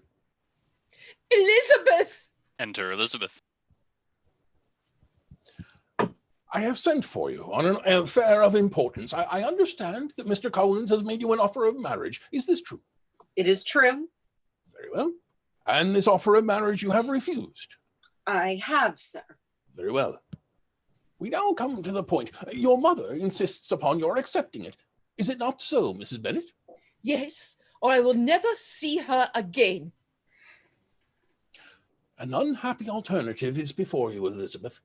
From this day, you must be a stranger to one of your parents. Your mother will never see you again if you do not marry Mr. Collins, and I will never see you again if you do. Act 1, Scene 15. Jane, Elizabeth, Mary, and Charlotte are sitting in the parlor. The whole party has left Netherfield by this time and are on their way to town without any intention of coming back again. Shall hear what Caroline Bingley writes. I do not pretend to regret anything I shall leave in Hertfordshire, except your society, my dearest friend. But we will hope at some future period to enjoy many returns of that delightful intercourse we have known, and in the meanwhile may lessen the pain of separation by a very frequent and most unreserved correspondence. I depend on you for that. It is unlucky that you would not be able to see your friends before they left the country. But may we not hope that the period of future happiness to which Miss Bingley looks forward may arrive earlier than she is aware, and that the delightful intercourse you have known as friends will be renewed with yet greater satisfaction as sisters? Caroline decidedly says that none of the party will return to Hertfordshire this winter. I sincerely hope your Christmas at Hertfordshire may abound in the gaieties which that season generally brings, and that your beaux will be so numerous as to prevent your feeling the loss of the three of whom we shall deprive you. It is evident by this that he comes back no more this winter. It is only evident that Miss Bingley does not mean that he should. Why do you think so? It must be his own doing. He is his own master. But you do not know all. I will read you the passage which particularly hurts me. Mr. Darcy is impatient to see his sister, and to confess the truth, we are scarcely less eager to meet her again. I really do not think Georgiana Darcy has her equal for beauty, elegance, and accomplishments, and the affection she inspires in Louisa and myself is heightened into something still more interesting, from the hopes we dare entertain of her being hereafter our sister. Is it not clear enough? Does it not expressly declare that Caroline neither expects nor wishes me to be her sister? That she is perfectly convinced of her brother's indifference, and that if she suspects the nature of my feelings for him, she means most kindly to put me on my guard? Can there be any other opinion on the subject? Yes, there can, for mine is totally different. Will you hear it? Most willingly. You shall have it in a few words. Miss Bingley sees that her brother is in love with you and wants him to marry Miss Darcy. No one who has ever seen you together can doubt his affection. Could Miss Bingley have seen half as much love in Mr. Darcy for herself, she would have ordered her wedding clothes. But the case is this: we are not rich enough or grand enough for her. She is the more anxious to get Miss Darcy for her brother, from the notion that when there has been one into marriage, she may have less trouble in achieving a second. My dearest Jane, you cannot seriously imagine that because Miss Bingley tells you that her brother greatly admires Miss Darcy, he is in the smallest degree less sensible of your merit than when he took leave of you on Tuesday, or that it will be her power to persuade him that, instead of being in love with you, he is much in love with her friend. Caroline is incapable of willfully deceiving anyone, and all that I can hope in this case is that she is deceiving herself. Go to our aunt and uncle's in London. Let it be known that you are there, and I'm sure he will come to you. A sensible solution. This morning, Mr. Collins hastened to Lucas Lodge to entreat me to name the day that was to make him the happiest of men. Charlotte, how can you tell such a story? Do not you know that Mr. Collins wants to marry Lizzie? Engaged to Mr. Collins? My dear Charlotte, impossible. Why should you be surprised, my dear Eliza? Do you think it incredible that Mr. Collins should be able to procure any woman's good opinion because he was not so happy as to succeed with you? I'm not romantic, you know, I never was. I ask only a comfortable home, and considering Mr. Collins's character, connection, and situation in life, I'm convinced that my chance of happiness with him in as fair as most people can boast on entering the marriage state. Undoubtedly. Mr. Collins's present circumstances make this a most eligible match. Congratulations, Charlotte. I rate his ability much higher than my sister's.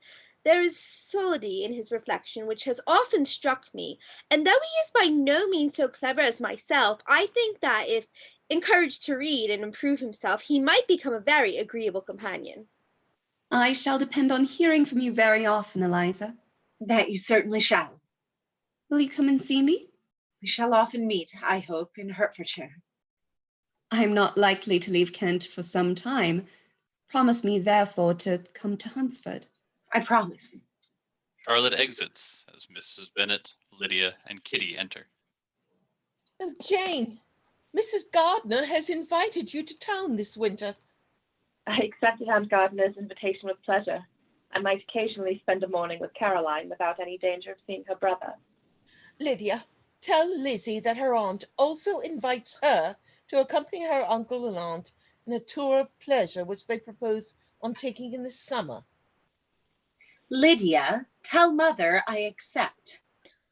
Who do you think Mr. Collins proposed to just this morning, Mother? Charlotte Lucas. Charlotte Lucas? Oh, this is your doing, Elizabeth. It's very hard to think that Charlotte Lucas should ever be mistress of this house, that I should be forced to make way for her and live to see her take my place in it. My dear, do not give way to such gloomy thoughts. Let us hope for better things. Let us flatter ourselves that I may be the survivor. The wedding of Charlotte Lucas to Mr. Collins took place, and the bride and groom set off for Kent from the church door.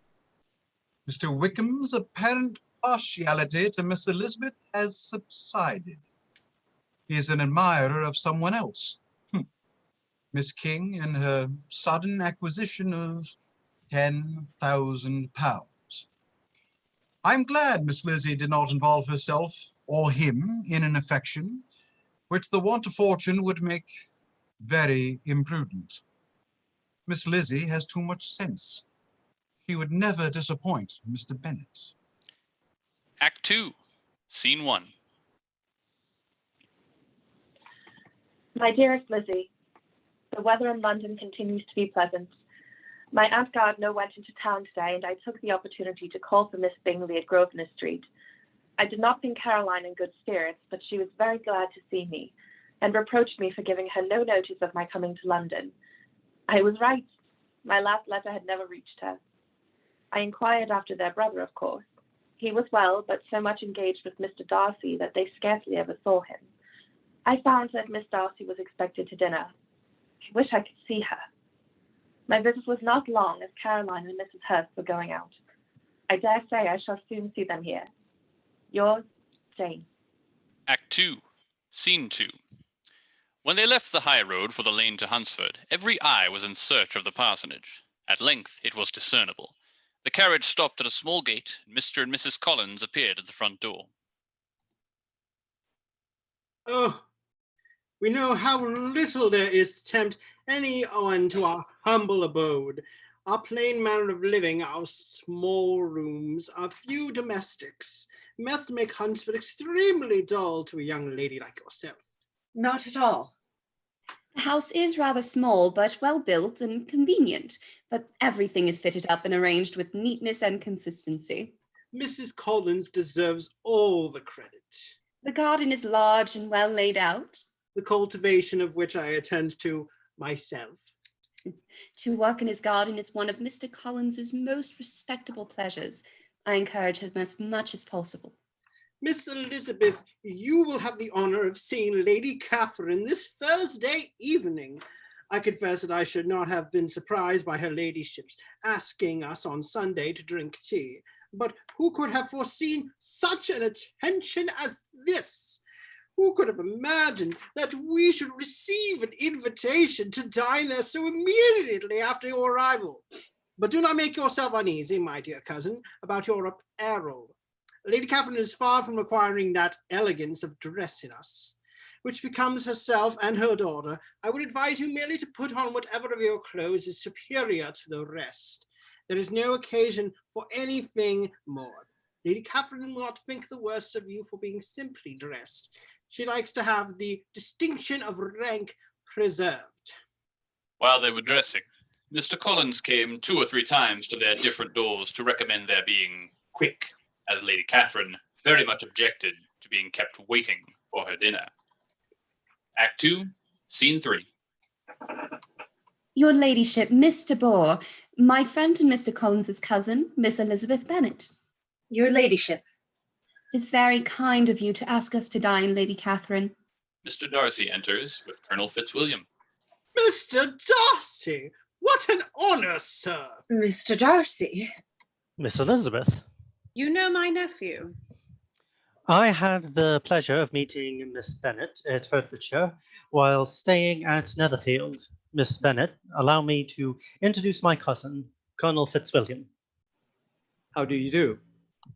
Your family is in good health, I trust? They are, thank you. My eldest sister is currently in London. Did you happen to see her there? Unfortunately, no. Do you play and sing, Miss Bennet? A little. Sometime or other we shall be happy to hear you. Do you draw? No, not at all. I suppose you had no opportunity. Your mother should have taken you to town every spring for the benefit of masters. My mother would have had no objection, but my father hates London. Has your governess left you? We never had any governess. No governess? How is that possible? 5 daughters brought up at home without a governess. I never heard of such a thing. Your mother must have been quite a slave to your education. Without a governess, you must have been neglected. We were always encouraged to read, and had all the masters that were necessary. Those who chose to be idle certainly might. But that is what a governess will prevent, and if I had known your mother, I should have advised her most strenuously to engage one. I always say that nothing is to be done in education without steady and regular instruction, and nobody but a governess can give it. It is wonderful how many families I have been the means of supplying in that way. I am always glad to get a young person well placed out. Are any of your younger sisters out, Miss Bennet? Yes, ma'am, all. All? What, all 5 out at once? Very odd. And you only the second. The younger one's out before the elder ones are married. Your younger sisters must be very young. Yes, my youngest is not 16. Perhaps she is full young to be much in company. I think it would be very hard upon her younger sisters that they should not have their share of society and amusement because the elder may not have had the means or inclination to marry early. Upon my word, you give your opinion very decidedly for so young a person. Pray, what is your age? With 3 younger sisters grown up, your ladyship can hardly expect me to own it. You cannot be more than 20, I am sure. Therefore, you need not conceal your age. I am not 21. Mr. Darcy. Miss Bennet. What is that you are saying? What is it you are talking of? What are you telling Miss Bennet? Let me hear what it is. They were speaking of music, madam. Music. Ah, then pray speak aloud. It is of all subjects my delight. I must have my share in the conversation if you are speaking of music. There are few people in England, I suppose, who have more true enjoyment of music than myself, or a better natural taste. If I had ever learned, I should have been a great proficient. And so would Anne, if her health had allowed her to apply. I am confident that she would have performed delightfully. I believe you promised to play for us, Miss Bennet. Elizabeth reluctantly sits down at the piano and starts to play. Lady Catherine takes no notice and talks loudly over the music. How does Georgiana get on, Darcy? Georgiana plays with great proficiency. I'm very glad to hear such a good amount of her, and pray tell her from me that she cannot expect to excel if she does not practice a good deal. I assure you, madam, that she does not need such advice. She practices very constantly. So much the better. It cannot be done too much. And when I next write to her, I shall charge her not to neglect it on any account. Mrs. Collins, you are very welcome to come to Rosings every day and play on the pianoforte in Mrs. Jenkins' room. She would be in nobody's way, you know, in that part of the house. I thank you for your kindness, Lady Catherine. You mean to frighten me, Mr. Darcy, by coming all this state to hear me? I will not be alarmed, though your sister does play so well. There's a stubbornness about me that can never bear to be frightened at the will of others. You cannot really believe I am trying to alarm you. I have had the pleasure of your acquaintance long enough to know that you find great enjoyment in occasionally professing opinions which, in fact, are not your own. Your cousin will give you a pretty notion of me and teach you not to believe a word I say.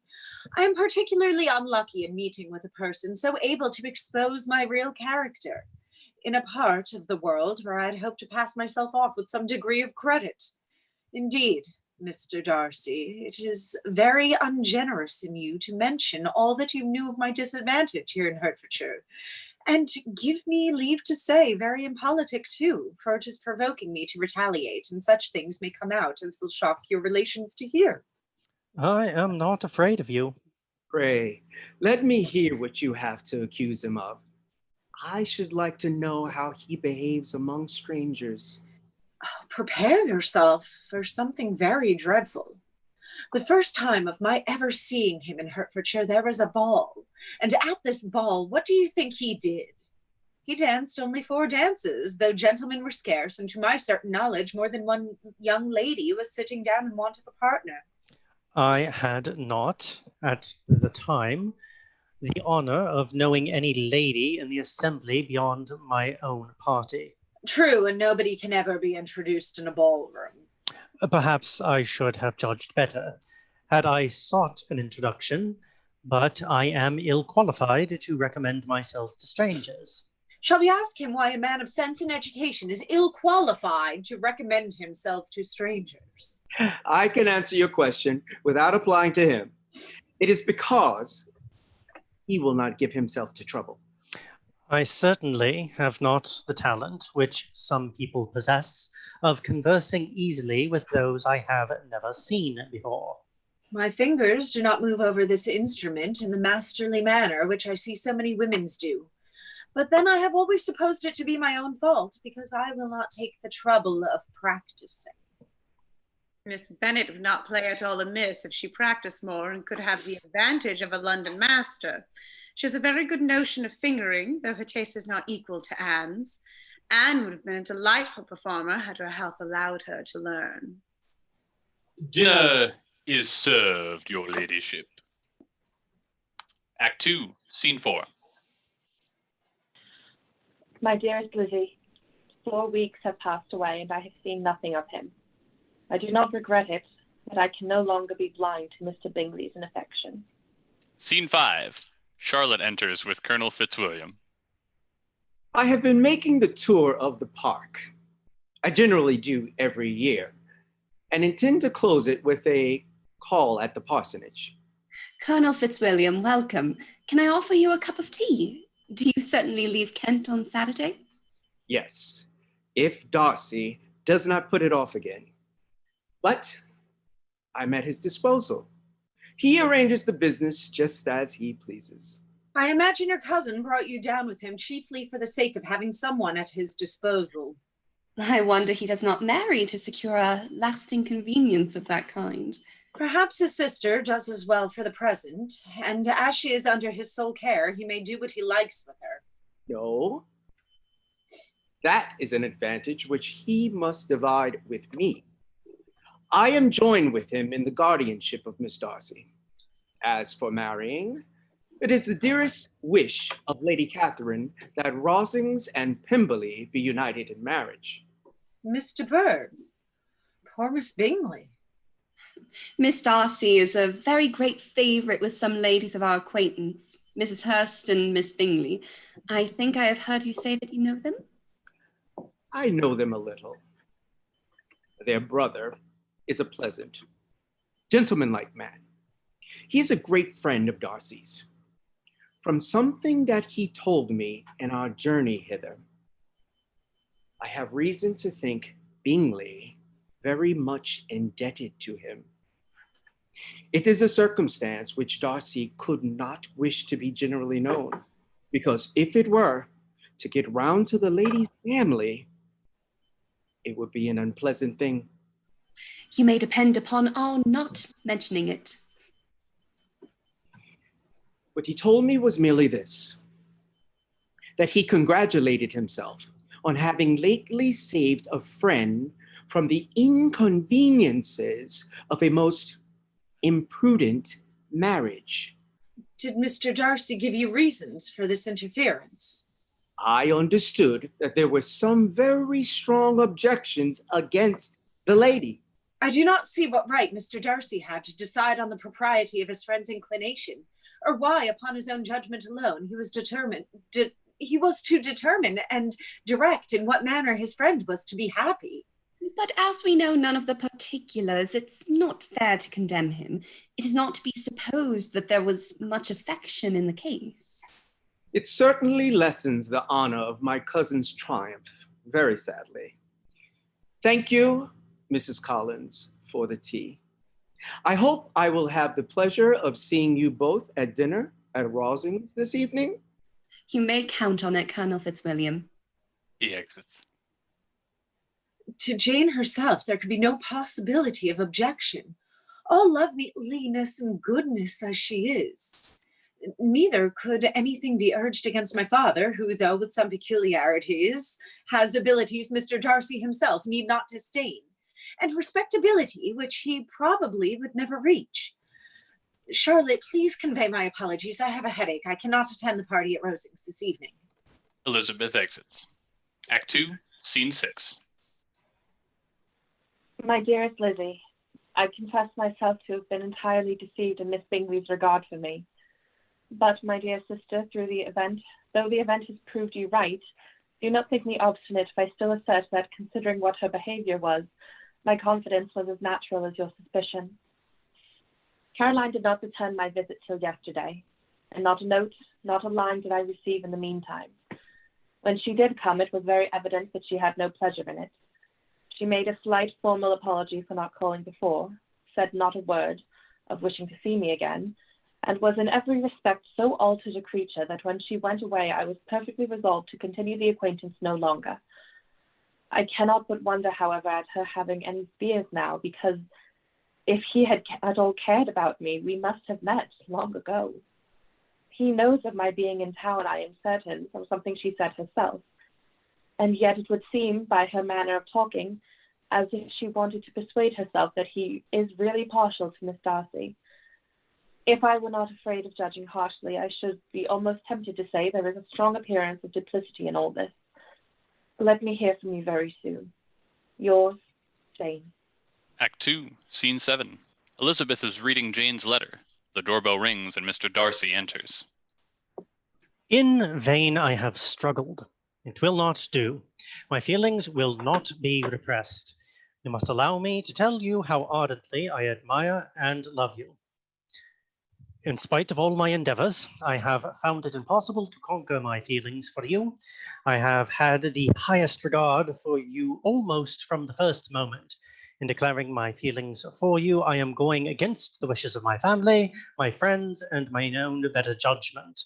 The situation of your mother's family, though objectionable, is nothing in comparison to the total want of propriety so frequently, so almost uniformly betrayed by herself, by your 3 younger sisters, occasionally even by your father. I know your family is inferior. Our social situations are vastly different. I am well aware of the family obstacles. They have always opposed my inclination to you. I am so much in love as to wish to marry you in spite of all my objections. I hope that now I will be rewarded by your acceptance of my hand. Please consent to be my wife. I have never desired your good opinion, and you have certainly bestowed it most unwillingly. I am sorry to have occasioned pain to anyone. And this is all the reply which I am to have for the honor of expecting?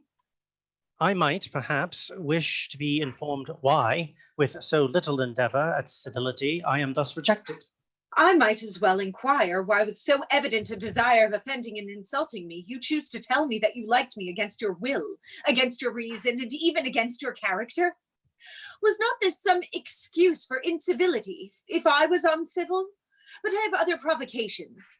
Do you think that any consideration would tempt me to accept the man who has been the means of ruining, perhaps forever, the happiness of a most beloved sister? You dare not, you cannot deny that you have been the principal, if not the only means of dividing them from each other, of exposing one to the censure of the world for caprice and instability, and to the other of its derision for disappointed hopes, and involving them both in misery of the acutest kind. Can you deny that you have done it? I have no wish of denying that I did everything in my power to separate my friend from your sister, or that I rejoice in my success. Towards him, I have been kinder than towards myself. But it is not merely this affair on which my dislike is founded. Long before it had taken place, my opinion of you was decided. Your character was unfolded in the recital, which I received many months ago from Mr. Wickham. On this subject, what have you to say? In what imaginary act of friendship can you here defend yourself? You take an eager interest in that gentleman's concerns. Who that knows his misfortunes have been can help feeling an interest in him.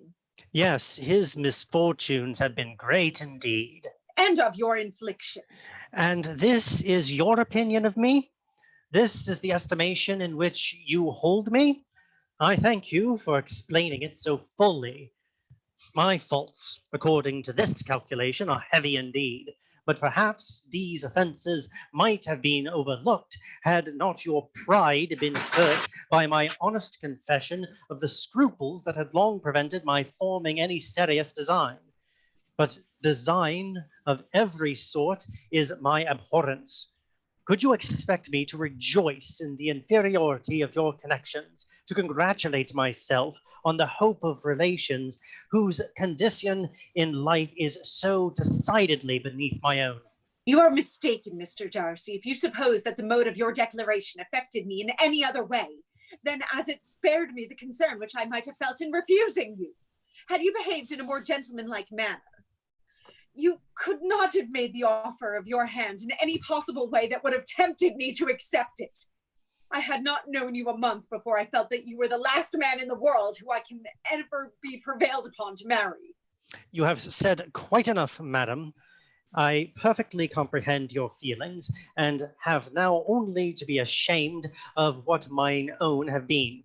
Forgive me for having taken up so much of your time, and accept my best wishes for your health and happiness. He leaves. Act 2, Scene 8. More than once has Elizabeth, in her ramble within the park, unexpectedly met Mr. Darcy. Once Mr. Darcy has met Eliza, he will turn and walk back to the rectory with her. See here, he is waiting for her to come. I have been walking in the grove for some time in the hope of meeting you. Will you do me the honor of reading this letter? I will. He exits. Be not alarmed, madam, on receiving this letter by the apprehension of its containing any reputation of those sentiments which were last night so disgusting to you. An effort which the formation and the perusal of this letter must occasion should have been spared had not my character required it to be written and read. Last night you laid to my charge 2 offences. The first mentioned was that I had detached Mr. Bingley from your sister, and the other that I had, in defence of various claims, ruined the immediate prosperity of Mr. Wickham. I had not been long in Hertfordshire before I saw that Bingley preferred your elder sister to any other young woman in the country. But it is not till the evening of the dance at Netherfield that I had any apprehension of his feeling a serious attachment. My objections to the marriage were not merely those which I last night acknowledged. I remained convinced from the evening's scrutiny that though she received his attentions with pleasure, she did not invite them by any participation of sentiment. I acted to preserve my friend from what I esteemed a most unhappy connexion. There is but one part of my conduct in the whole affair on which I do not reflect with satisfaction. It is that I condescended to conceal from him your sister's being in town. I knew it myself, as it was known to Miss Bingley, but her brother is even yet ignorant of it. With respect to that other accusation, my excellent father died about 5 years ago. In his will, he particularly recommended it to me to promote Mr. Wickham's advancement in the best manner that his profession might allow. And if he took orders, desired that a valuable family living might be his as soon as it became vacant. There was also a legacy of £1,000. Mr. Wickham wrote to inform me that, having finally resolved against taking orders, he expected some more immediate pecuniary advantage in lieu of the preferment. He had some intention of studying law, and that the interest of £1,000 would be insufficient. The business was therefore soon settled. He resigned all claim to assistance in the church and accepted in return £3,000. For about 3 years I had heard little of him. When he applied to me again by letter, he had found that law a most unprofitable study, and was now absolutely resolved on being ordained, if I would present him to the living in question. You will hardly blame me for refusing to comply with this entreaty, or for resisting every repetition to it. My sister, who is more than 10 years my junior, was left to the guardianship of my mother's nephew, Colonel Fitzwilliam, and myself. Last summer, she went with a lady, Miss Young, to Ramsgate, and thither also went Mr. Wickham, undoubtedly by design, for there proved to have been a prior acquaintance between him and Mrs. Young. And by her convenience and aid, he so far recommended himself to Georgiana that she was persuaded to believe herself in love, and to consent to an elopement. I joined them unexpectedly a day or 2 before the intended elopement, and then Georgiana, unable to support the idea of offending a brother whom she looked up to as a father, acknowledged the whole to me. You may imagine what I felt and how I acted. Mr. Wickham's chief object was unquestionably my sister's fortune, which is £30,000. But I cannot help supposing that the hope of revenging himself on me was a strong inducement. His revenge would have been complete indeed. For the truth of everything here related, I can appeal more particularly to the testimony of Colonel Fitzwilliam. I shall endeavour to find some opportunity of putting this letter in your hands in the course of the morning. I will only add, God bless you, Fitzwilliam Darcy. How despicably I have acted. I, who have prided myself on my discernment, had I been in love, I could not have been more wretchedly blind. Vanity, not love, has been my folly. Till this moment, I never knew myself. Mr. Collins enters with Charlotte and a servant with Elizabeth's luggage. There you are, Miss Elizabeth. It gives me the greatest pleasure to hear that you have passed your time with us not disagreeably. You have certainly done our best, and most fortunate having it in our power to introduce you to a very superior society from our connection with Rosing. The favor of your company has been much felt, I assure you, both Mrs. Collins and myself. Only let me assure you, my dear Elizabeth, that I can, from my heart, most cordially wish you equal felicity in marriage. My dear Charlotte and I have but one mind and one way of thinking. There is in everything a most remarkable resemblance of character and ideas between us. We seem to have been designed for each other. Promise you will visit again this time next year. I promise. Thank you both for your hospitality. It has been wonderful seeing you. Act 2, Scene 9. Mr. and Mrs. Bennet have been in frequent discussion about Miss Lydia's scheme for the family to go to Brighton this summer and to visit the Foresters and the regiment. Lydia has a great friend in Mrs. Forster. Whether Mrs. Forster is a great influence is yet to be seen. But it is the last 2 weeks of the regiment's stay in Meryton, and I have heard Miss Lydia often exclaim that her heart will break. Mr. Bennet will rejoice to have Miss Elizabeth and Miss Jane home. Now I have got some news for you. What do you think? It is excellent news, capital news, and about a certain person we all like.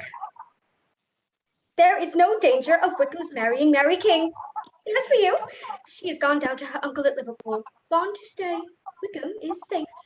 She's a great fool for going away if she liked him. But I hope there is no strong attachment on either side. I am sure there is not on his. I will answer for it, he never cared 3 straws about her. Who could about such a nasty little freckled thing?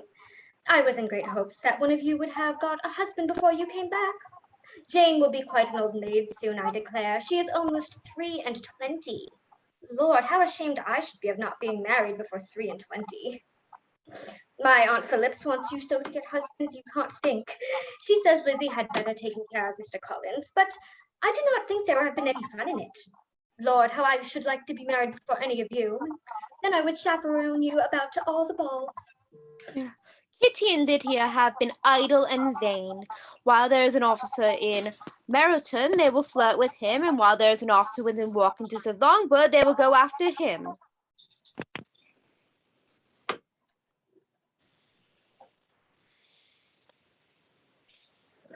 Well, Lizzie, so the Collins live very comfortable, do they? And what sort of table do they keep? Charlotte is an excellent manager, I dare say. She is half as sharp as her mother. There's nothing extravagant in her housekeeping, I dare say. No, nothing at all. Yes, yes. They will take care not to outrun their income. They will never be distressed for money. So I suppose they often talk of having Longbourn when your father is dead. One could both go to Brighton for the summer. Oh, if one could but go to Brighton, but Papa is so disagreeable. Mrs. Hill brings in a letter to Lydia. Little sea bathing would set me up forever. And my Aunt Phillips is sure that it would do me a great deal of good. Well, Lizzie, what is your opinion now of this sad business of Jane's?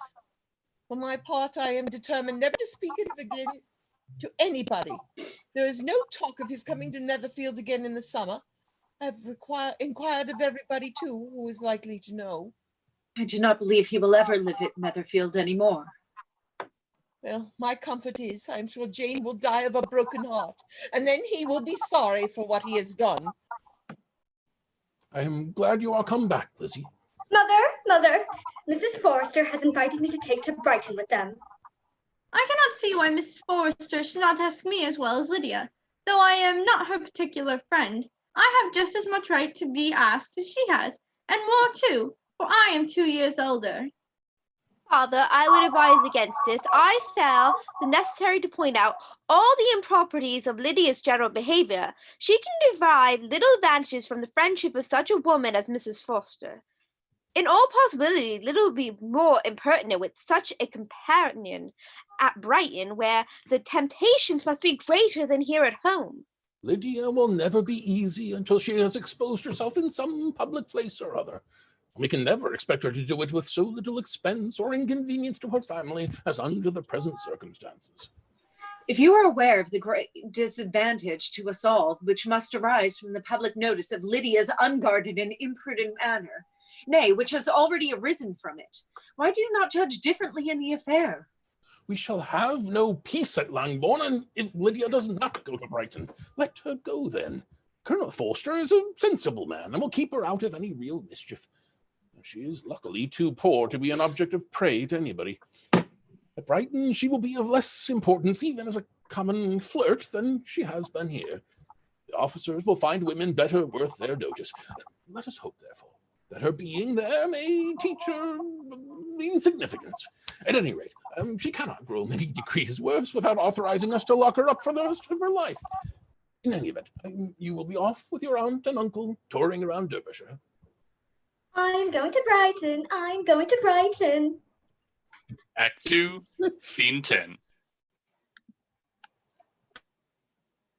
Mrs. Gardner has a particularly strong attraction to Lambton. She passed some years of her life here. She has seen Pemberley before this and knew the late Mr. Darcy by character perfectly well. If it were merely a fine house richly furnished, I should not care about Pemberley myself, but the grounds are delightful. They have some of the finest woods in the country. We are certain the family is not in residence for the summer. I was told by the proprietor of our inn that the family is not in residence. Welcome to Pemberley. I am Mr. Reynolds, the steward here at Pemberley. This room was my late master's favourite room, and these miniatures are just as they used to be then. He was very fond of them. And of this place, Lizzie, you might have been mistress. Is your master absent at present? He is, but we expect him tomorrow with a large party of friends. Lizzie, come look at these pictures. How do you like this picture? This is a picture of the son of my late master's steward, Mr. Wickham. He was brought up by the late Mr. Darcy at some considerable expense. He has now gone into the army, but I am afraid he has turned out very wild. And that there's my master, and very like him. It was drawn at the same time as the other, about 8 years ago. I have heard much of your master's fine person. It is a handsome face. But Lizzie, you can tell us whether it is like or not. Does the young lady know Mr. Darcy? A little. And do you not think him a very handsome gentleman, ma'am? Yes, very handsome. I'm sure I know none so handsome. But in the gallery upstairs, you will see a finer, larger picture of him than this. And is Miss Darcy as handsome as her brother? Oh, yes. The handsomest young lady that was ever seen, and so accomplished. She plays and sings all day long. In the next room is a new instrument just come down for her. A present from my master. She comes here tomorrow with him. Is your master much at Pemberley in the course of the year? Not so much as I could wish, sir, but I dare say he may spend half his time here, and Miss Darcy is always down for the summer months. If your master would marry, you might see more of him. Yes, ma'am, but I do not know when that will be. I do not know who is good enough for him. It is very much to his credit, I am sure, that you should think so. I say no more than the truth, and everyone will say that knows him. I have never known a crossword from him in my life, and I've known him ever since he was 4 years old. There are very few people of whom so much can be said. You are lucky in having such a master. Yes, sir, I know that I am. If I were to go through the world, I could not meet with a better. But, as I have always observed, there are those who are good-natured when children, are good-natured when they grow up, and he is always the sweetest-tempered, most generous-hearted boy in the world. His father was an excellent man. Yes, ma'am, that he was indeed. And his son will be just like him, just as affable to the poor. He is the best landlord and the best master that ever lived. Not like all wild young men nowadays who think of nothing but themselves. There is not one of his tenants or his servants, but I will give him a good name. Some people call him proud, but I am sure I never saw anything of it. To my fancy, it is only because he does not rattle away like other young men. Enter Mr. Darcy. Miss Bennet. Mr. Darcy, I was told you were in London. I'm not. No. Would you do me the honor of introducing me to your friends? Mr. Gardner, Mrs. Gardner, this is Mr. Darcy, the master of Pemberley. Your aunt and uncle, I believe. I am pleased to meet you. We are on a tour of the area, and we're told that Pemberley had some of the finest woods in the country. Have you had the opportunity to view the grounds? I would be honored if you would allow me to show you around. Mr. Reynolds, how nice to see you. I will be with you in a short while. Please accept my apologies. Very good, sir. Welcome home. Please, come right this way. They begin to walk. Thank you, Mr. Darcy. Are you fond of fishing, Mr. Gardner? I am, Mr. Darcy. I see the appearance of some trout in the water, do I not? Indeed you do. While you are in Lambton, please come and fish here as often as you choose. We can supply you with fishing tackle. I could point out parts of the stream where there is usually most sport. Why, thank you, Mr. Darcy. I would be delighted. Gentlemen, I apologize, but I find myself fatigued by the morning exercise. Mr. Gardner, may I have your arm for support? Oh, of course, my dear. You will excuse us, Mr. Darcy? Of course. There is a shortcut back to the house just there. Mrs. Gardner, we will get you back soon. Would a cup of tea help revive you?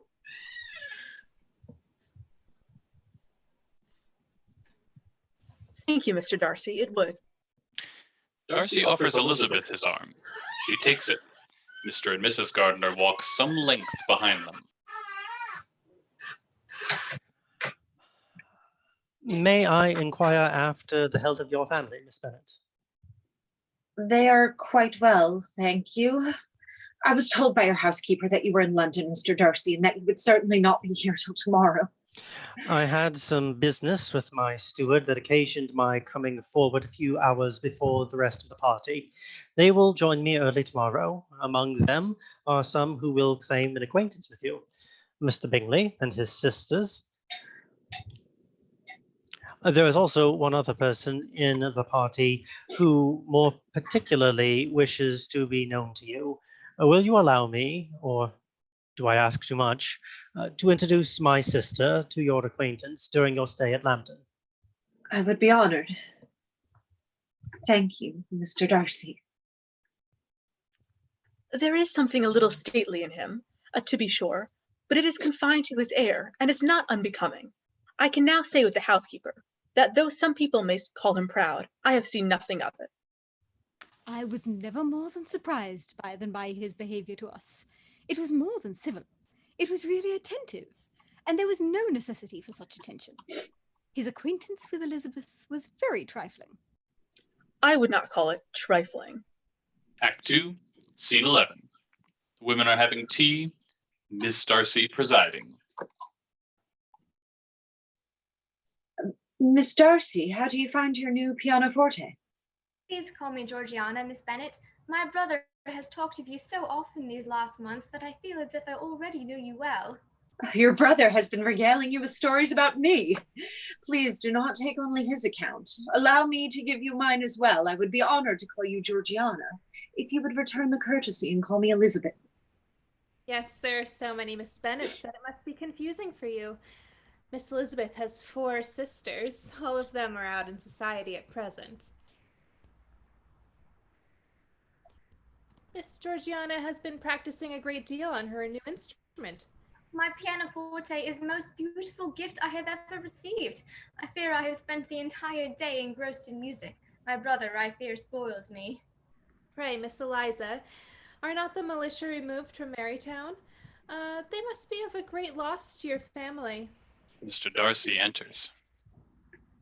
Thank you for asking after the welfare of my family, Miss Bingley. They are all quite well. And Mr. Wickham? Have you heard much of him? You yourself have given me the only news I have heard. I believe you said the militia has moved from Meryton. Excuse us, ladies. We thought to intrude upon your gathering for just a moment. The gentleman entered. Miss Gardner, may I introduce Mr. Bingley? And Mr. Gardner, may I introduce Miss Bingley, Mrs. Ainsley, and my sister, Miss Darcy. Good afternoon. Pleased to make your acquaintance. Do you reside in Lambton, Mr. Gardner? Oh, unhappily, we do not. My niece is touring with us this summer. By her association, we were very fortunate indeed to be the recipient of Mr. Darcy's hospitality while we are in the area. Thank you, Miss Darcy. May I inquire after your sister, Miss Bennet? Jane is quite well. Thank you for asking. It is a very long time since I have had the pleasure of seeing her. It is above 8 months. We have not met since the 26th of November, when we were all dancing together at Netherfield. I believe it has been 8 months. Will you please tell her I asked after her? Tell her we all asked after her. Your sister was a particular favorite of mine. It's such a shame that we will not be going to Netherfield this summer. Mr. Gardner, will you be able to join Mr. Bingley and myself again at noon tomorrow for some more fishing? I will, Mr. Darcy. I thank you for the opportunity. The Spanish chestnuts scattered over this intermediate lawn are lovely, Mr. Darcy. Oh yes, Pemberley is the most beautiful place. Mr. Darcy takes special care of Pemberley and all of those who reside here. We were talking about the pianoforte you gave me, Fitzwilliam. I said you spoil me. I do not. You are an accomplished musician, Georgiana. You deserve an instrument to match your abilities. It is a lovely gift. I am glad you are pleased with it. I hope to have the honor of hearing you play. Your brother had the misfortune of hearing me play for a whole evening once. He said you play well. Aunt Catherine said you would be passable if you practiced. It is the only way to become more proficient, I am told. Fitzwilliam, are you teasing Miss Elizabeth or myself? I cannot tell. I am satisfied. Thank you for your invitation to tea, Miss Darcy. And for your hospitality, Mr. Darcy. Miss Elizabeth, would you and Mr. and Mrs. Gardner dine with us this evening? After dinner, we could play a duet. I would be honored. I must warn you, though, that I will undoubtedly learn from the exercise. You may wonder at my inability to play in rhythm. I will have the cook serve the excellent trout you caught, Mr. Gardner. Your uncle, Miss Elizabeth, is a considerable fisherman.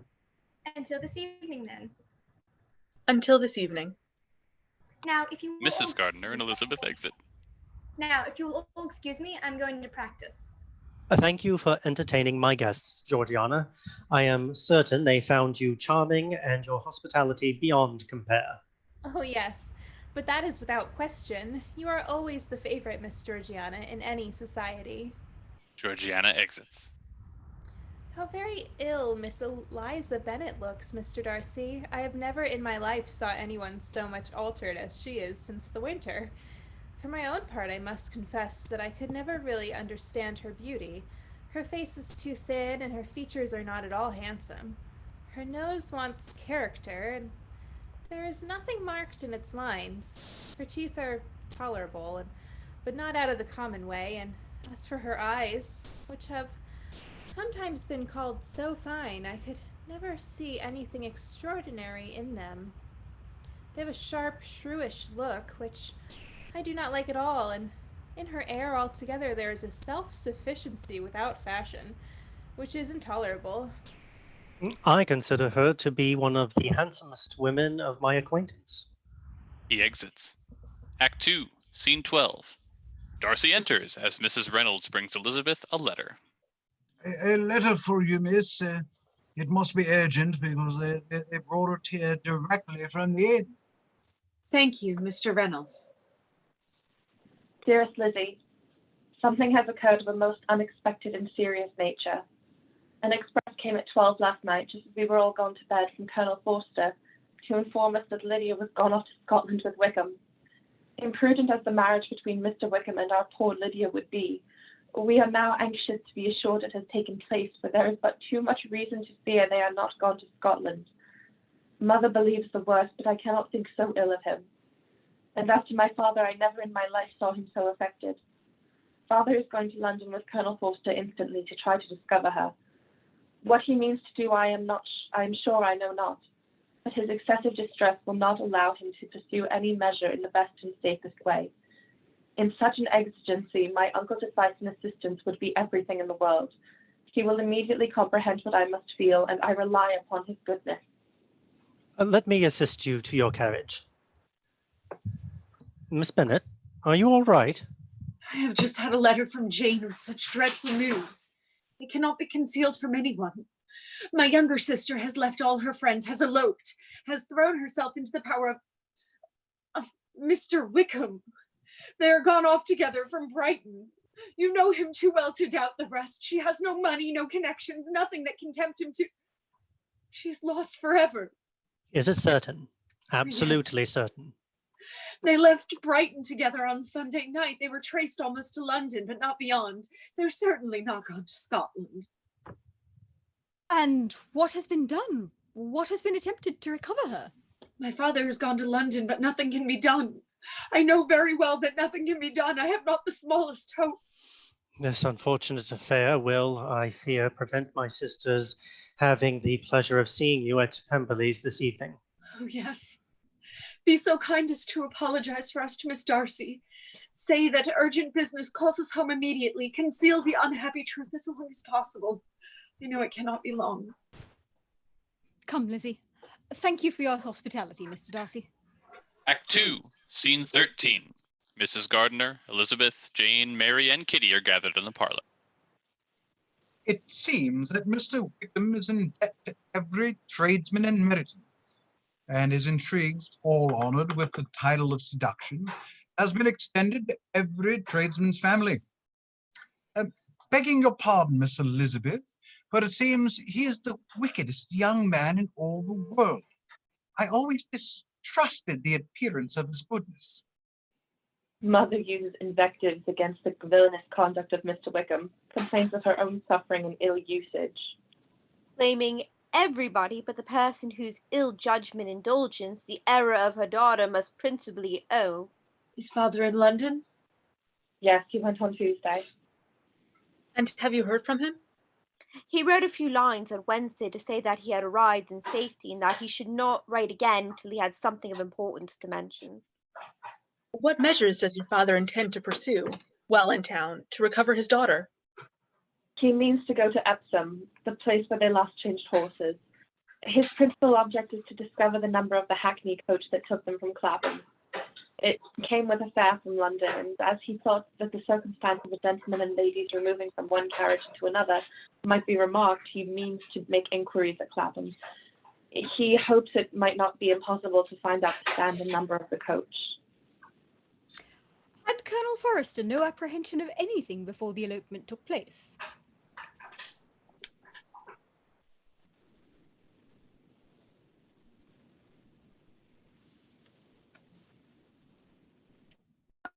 Colonel Forrester did own that he had often suspected some artillery, especially on Lydia's side, but nothing to give him any alarm. And did Colonel Foster appear to think well of Wickham himself? Does he know his real character? I must confess that he did not speak so well of Wickham as he formerly did. He believed him to be imprudent and extravagant, and since this sad affair has taken place, it is said that he left Meryton greatly in debt. I hope this might be false. Lydia left a note for Mr. Forster. It's quite long, but the essential part, I believe, is I am going to Gretna Green, and if you cannot guess with who, I shall think you a simpleton, for there be one man in the whole world I love, and he is an angel. I should never be happy without him, so think in no harm to be off. And your mother, how is she? My mother is tolerably well, I trust, though her spirits are greatly shaken. Mrs. Bennet enters. My dear brother, why did the Forsters ever let her go out of their sight?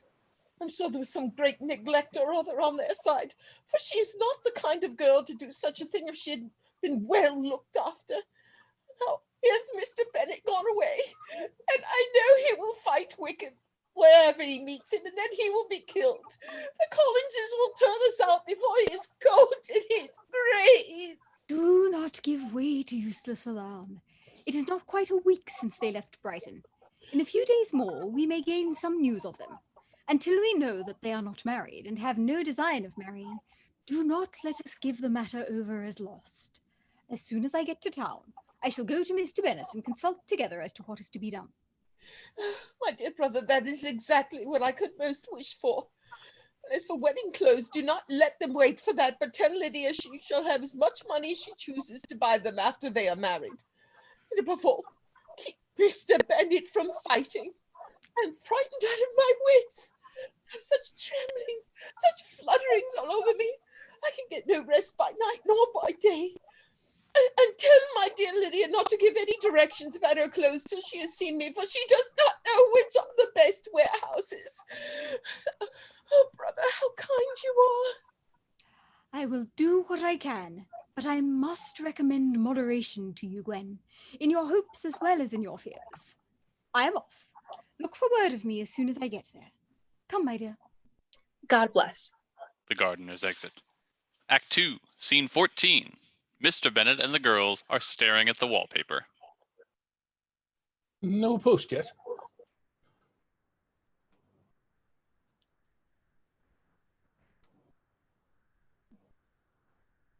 Could you speak up, sir?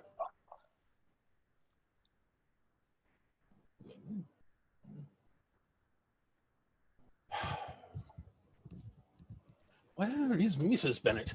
Oh, my apologies, sir. Sir, the arrival of the letter is the first grand object of every Morton England patience. Tomorrow would be, today will bring new of importance, sir. I can feel it. Where is Mrs. Bennet? She is upstairs. She will not leave her dressing room, sir. Mary, what are you reading? Mr. Collins' letter, father. It arrived yesterday. Yes, I remember. All right, don't read it all. Sum it up. That is difficult with Mr. Collins, father. He sends his condolences and Lady Catherine's, I believe. His advice, and Lady Catherine agrees, is to throw your unworthy child from your affection forever and leave her to reap the fruit of her own heinous offences. Otherwise, this is one false step in one daughter will be injurious to the fortunes of all the others. Do you suppose them to be in London? Yes. Where else can they be so well concealed? And Lydia used to want to go to London. She is happy then. And her residence there will probably be of some duration. If I should ever go to Brighton, I would behave much better than Lydia. No, Kitty. I have at last learnt to be cautious, and you will feel the effects of it. No officer is ever to enter into my house again, nor even to pass through the village. Balls will be absolutely prohibited unless you stand with one of your sisters. And you are never to stir out of doors till you can prove that you have spent 10 minutes of every day in a rational manner.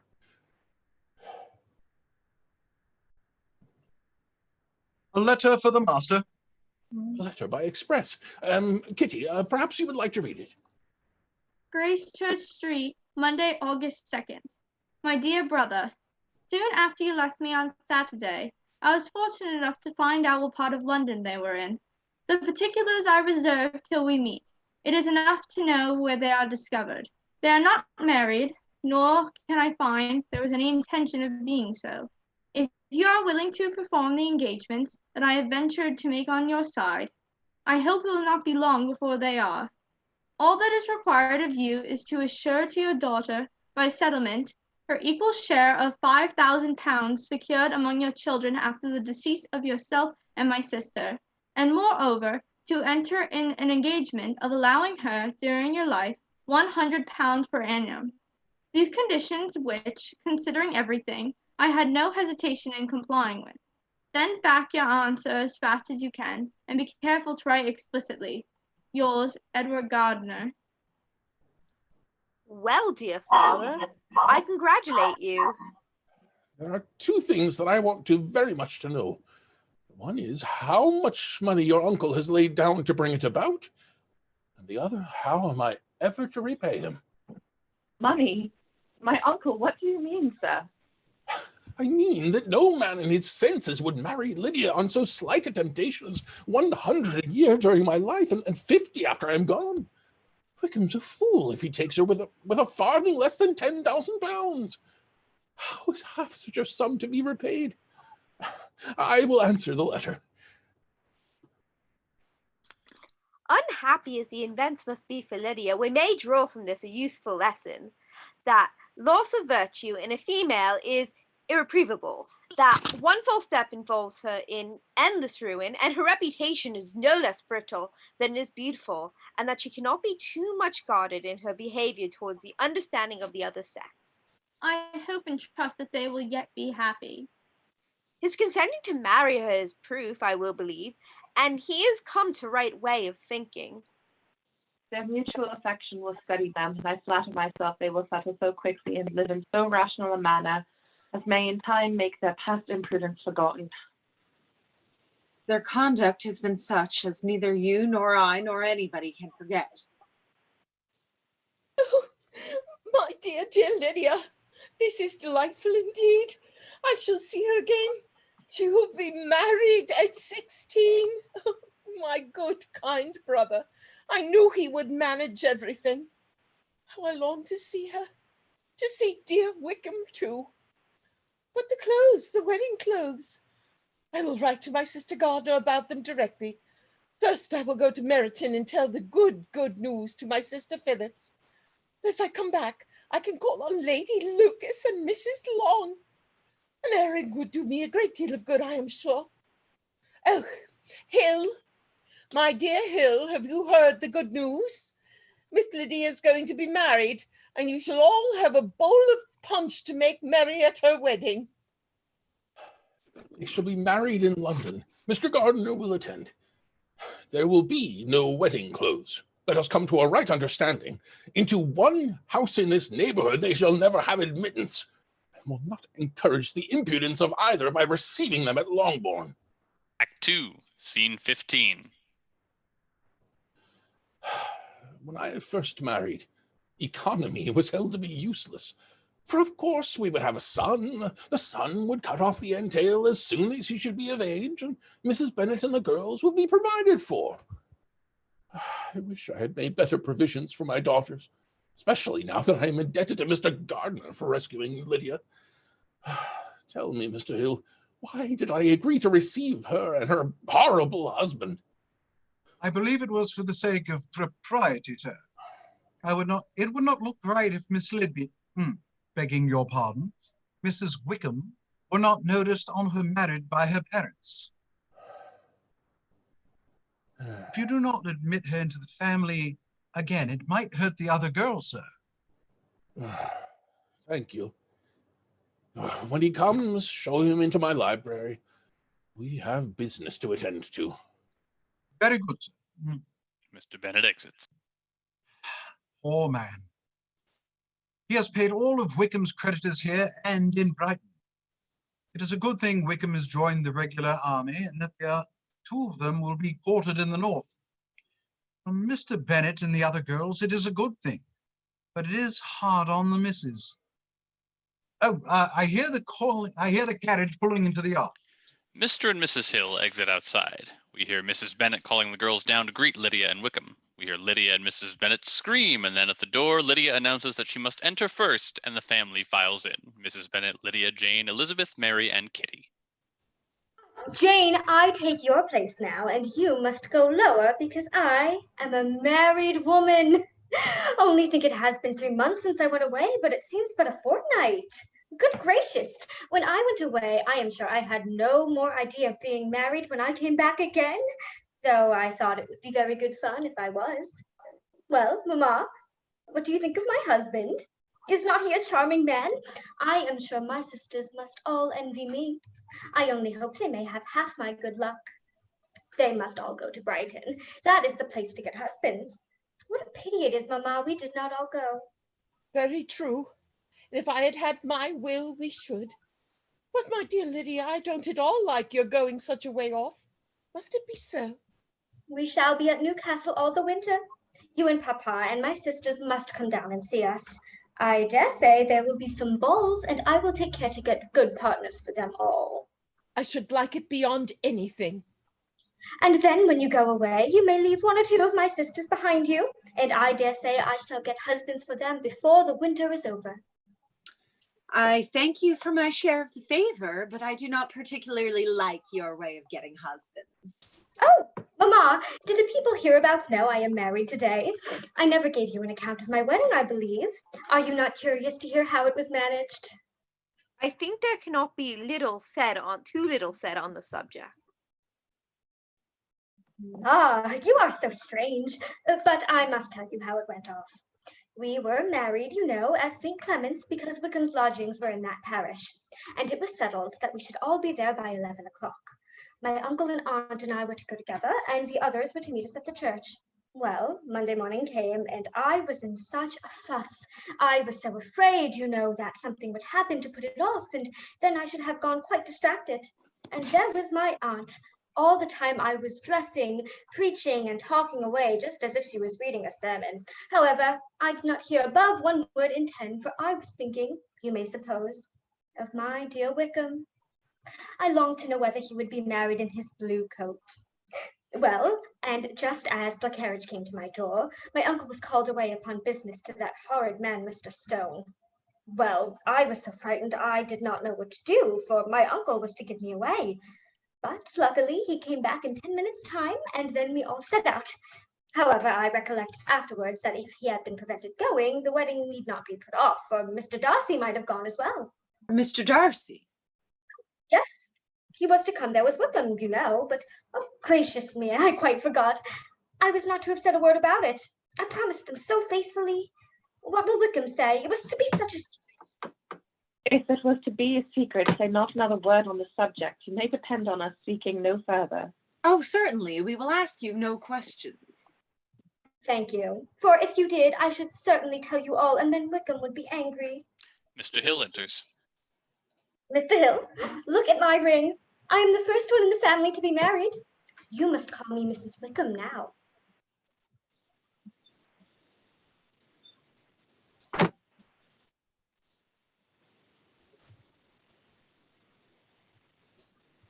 Congratulations. Congratulations, Mr. Wickham, on your nuptial. The gentlemen are coming down, I believe. Mr. Hill exits. Mr. Wickham and Mr. Bennet enter. I received my commission before we left London, and I am to join my regiment at the end of the week. We will be quartered up north, in Newcastle. We must leave shortly so we can arrive in good time.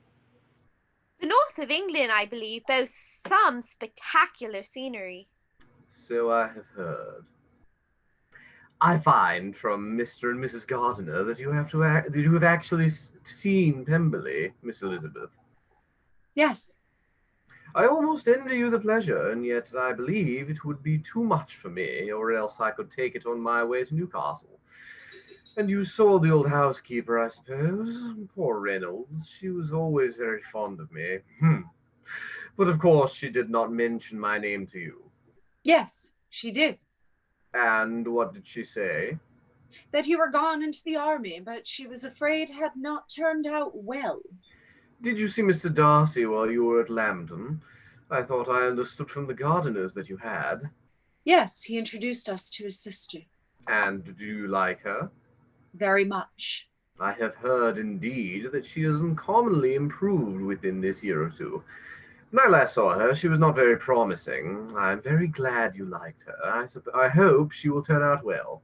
I dare say she will. She has got over the most trying age. Did you go by the village of Kimpton? I mention it because it is the living that I ought to have had. An excellent personage house. It would have suited me in every respect. I hear that you actually declared your resolution of never taking orders, and that you were compensated accordingly. You did. That was not wholly without foundation. Come, Mr. Wickham, we are brother and sister, you know. Do not let us quarrel about the past. In future, I hope we shall always be of one mind. Thank you for your hospitality. We should be going. Oh, my dear Lydia, when shall we meet again? Oh, Lord, I don't know. Not these 2 or 3 years, perhaps. Write to me very often, my dear. As often as I can. But you know, married women never have much time for writing. My sisters may write to me. They will have nothing else to do. The exits with Wickham. I often think there's nothing so bad as parting with one's friends. One seems so forlorn without them.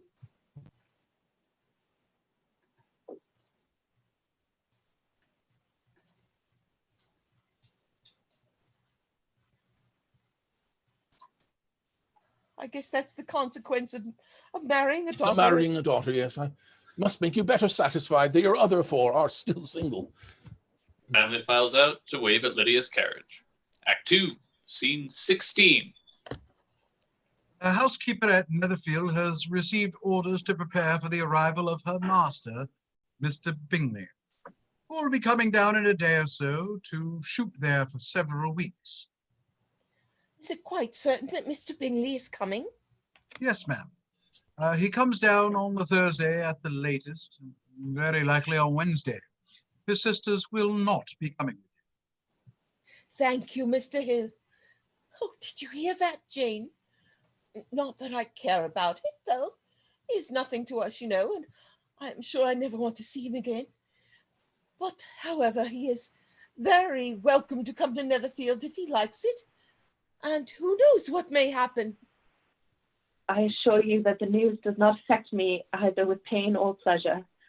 I'm glad he comes alone because we shall see the less of him. It is hard that this poor man cannot come to the house he is legally hired while raising all this speculation. As soon as ever Mr. Bingley comes, my dear, you will wait on him, of course.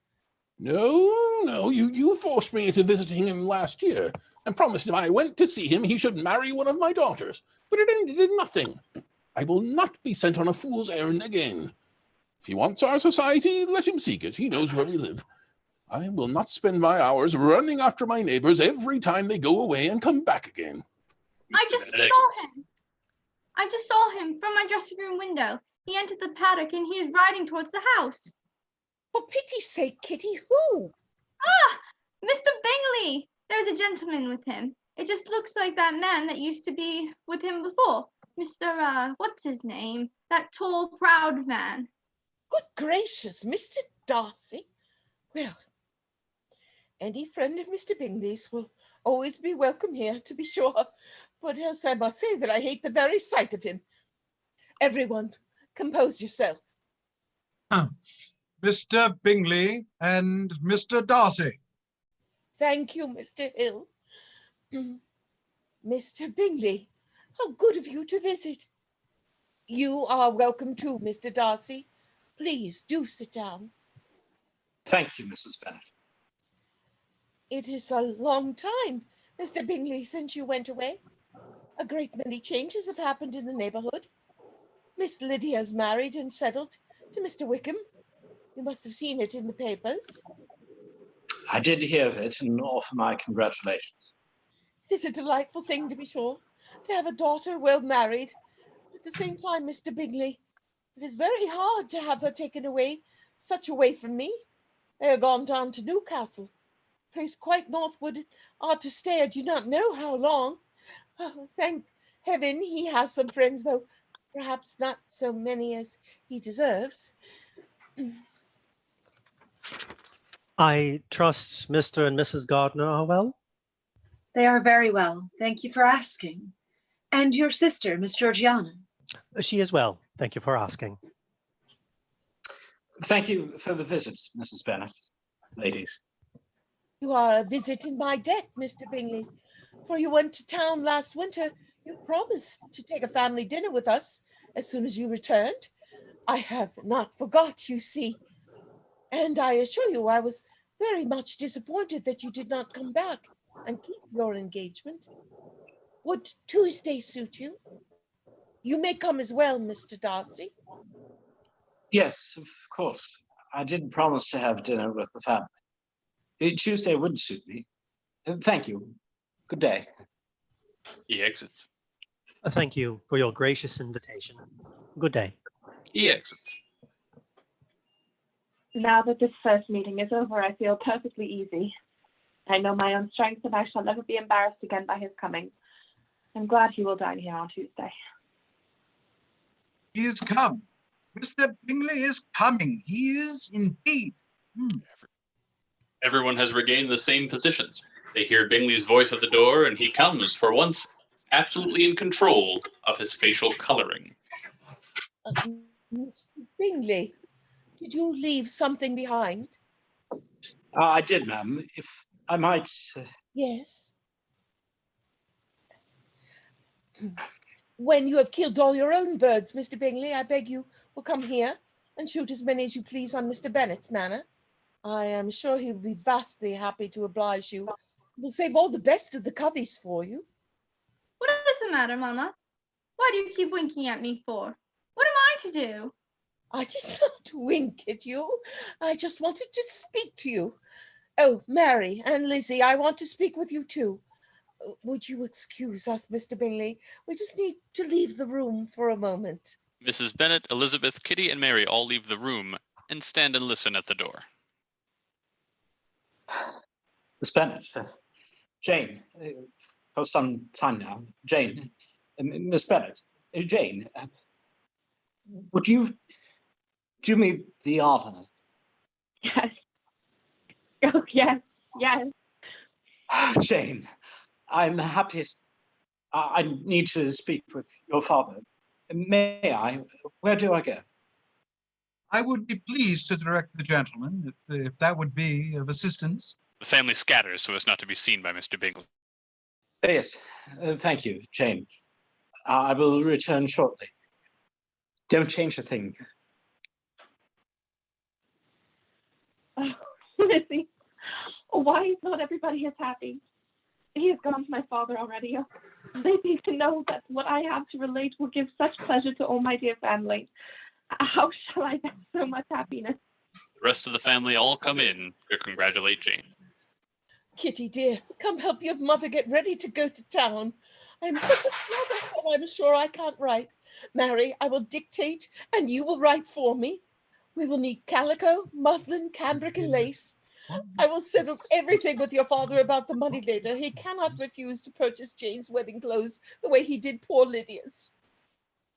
Mrs. Bennet hugs Jane one last time and exits with Mary and Kitty. He was totally ignorant of my being in town last spring. I had not believed it possible. I suspected as much, but how did he account for it? It must have been his sister's doing. They were certainly no friends to his acquaintance with me, which I cannot wonder at, since he might have chosen so much more advantageously in many respects. But when they see, as I trust they will, that their brother is happy with me, they will learn to be contented, and we shall be on good terms again. So we can never be what we once were to each other. That is the most unforgiving speech that I have ever heard you utter. Good girl. Oh, Lizzie, why am I thus singled from my family and blessed above them all? If I could but see you as happy, there were but such another man for you. If you were to give me 40 such men, I could never be so happy as you. Till I have your disposition, your goodness, I can never have your happiness.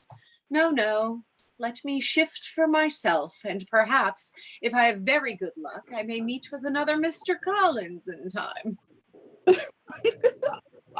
I've had a short conference with your father. He gives his blessing. Your mother has asked me to stay for dinner. I've promised to do so. I'm going shooting with your father this morning. I'm the happiest man. You are perfect, Jane, perfect. I need to get my shooting gear. I will return shortly. Jane, I never thought I could be so happy. I have great pleasure in thinking you will be so happily settled, Jane. I have not a doubt of your doing very well together. Your tempers are by no means unlike. You're each of you so complying that nothing will ever be resolved on, so easy that every servant will cheat you, so generous that you will always exceed your income. Exceed their income? My dear Mr. Bennet, what are you talking of? Why, he has 4,000 or 5,000 a year, and very likely more. Oh, I was sure you could not be so beautiful for nothing. Act 2, Scene 17. It has been just 1 week since Miss Jane was engaged to Mr. Bingley. The whole of Meryton has pronounced the Bennets the luckiest family in the world.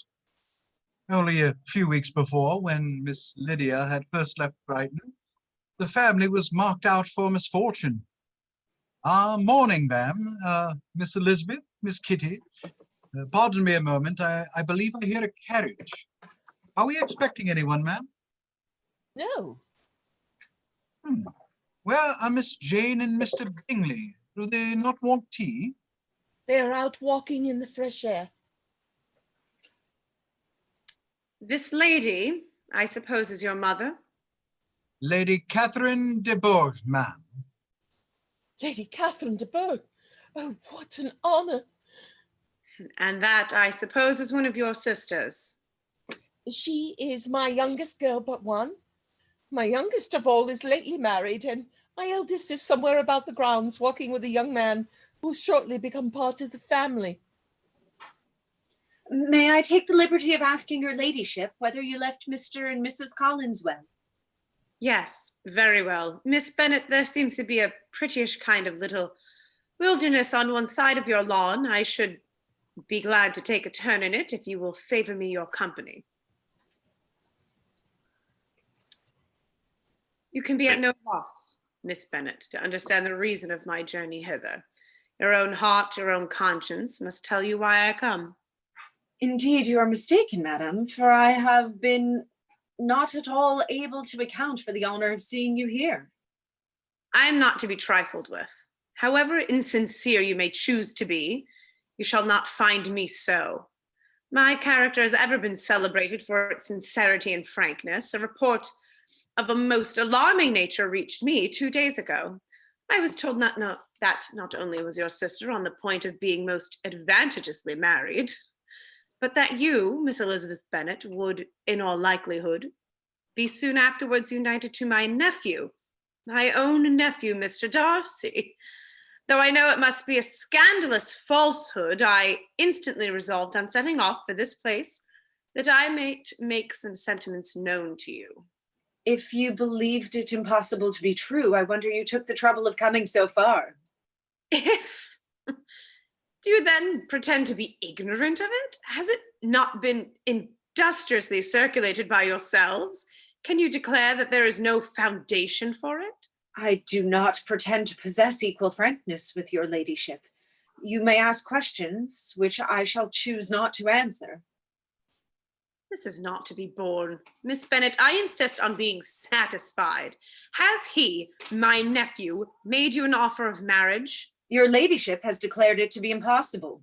It ought to be so. It must be so, while he retains the use of his reason. But your arts and allurements may, in a moment of infatuation, have made him forget what he owes to himself and to all his family. If I have, I shall be the last person to confess it.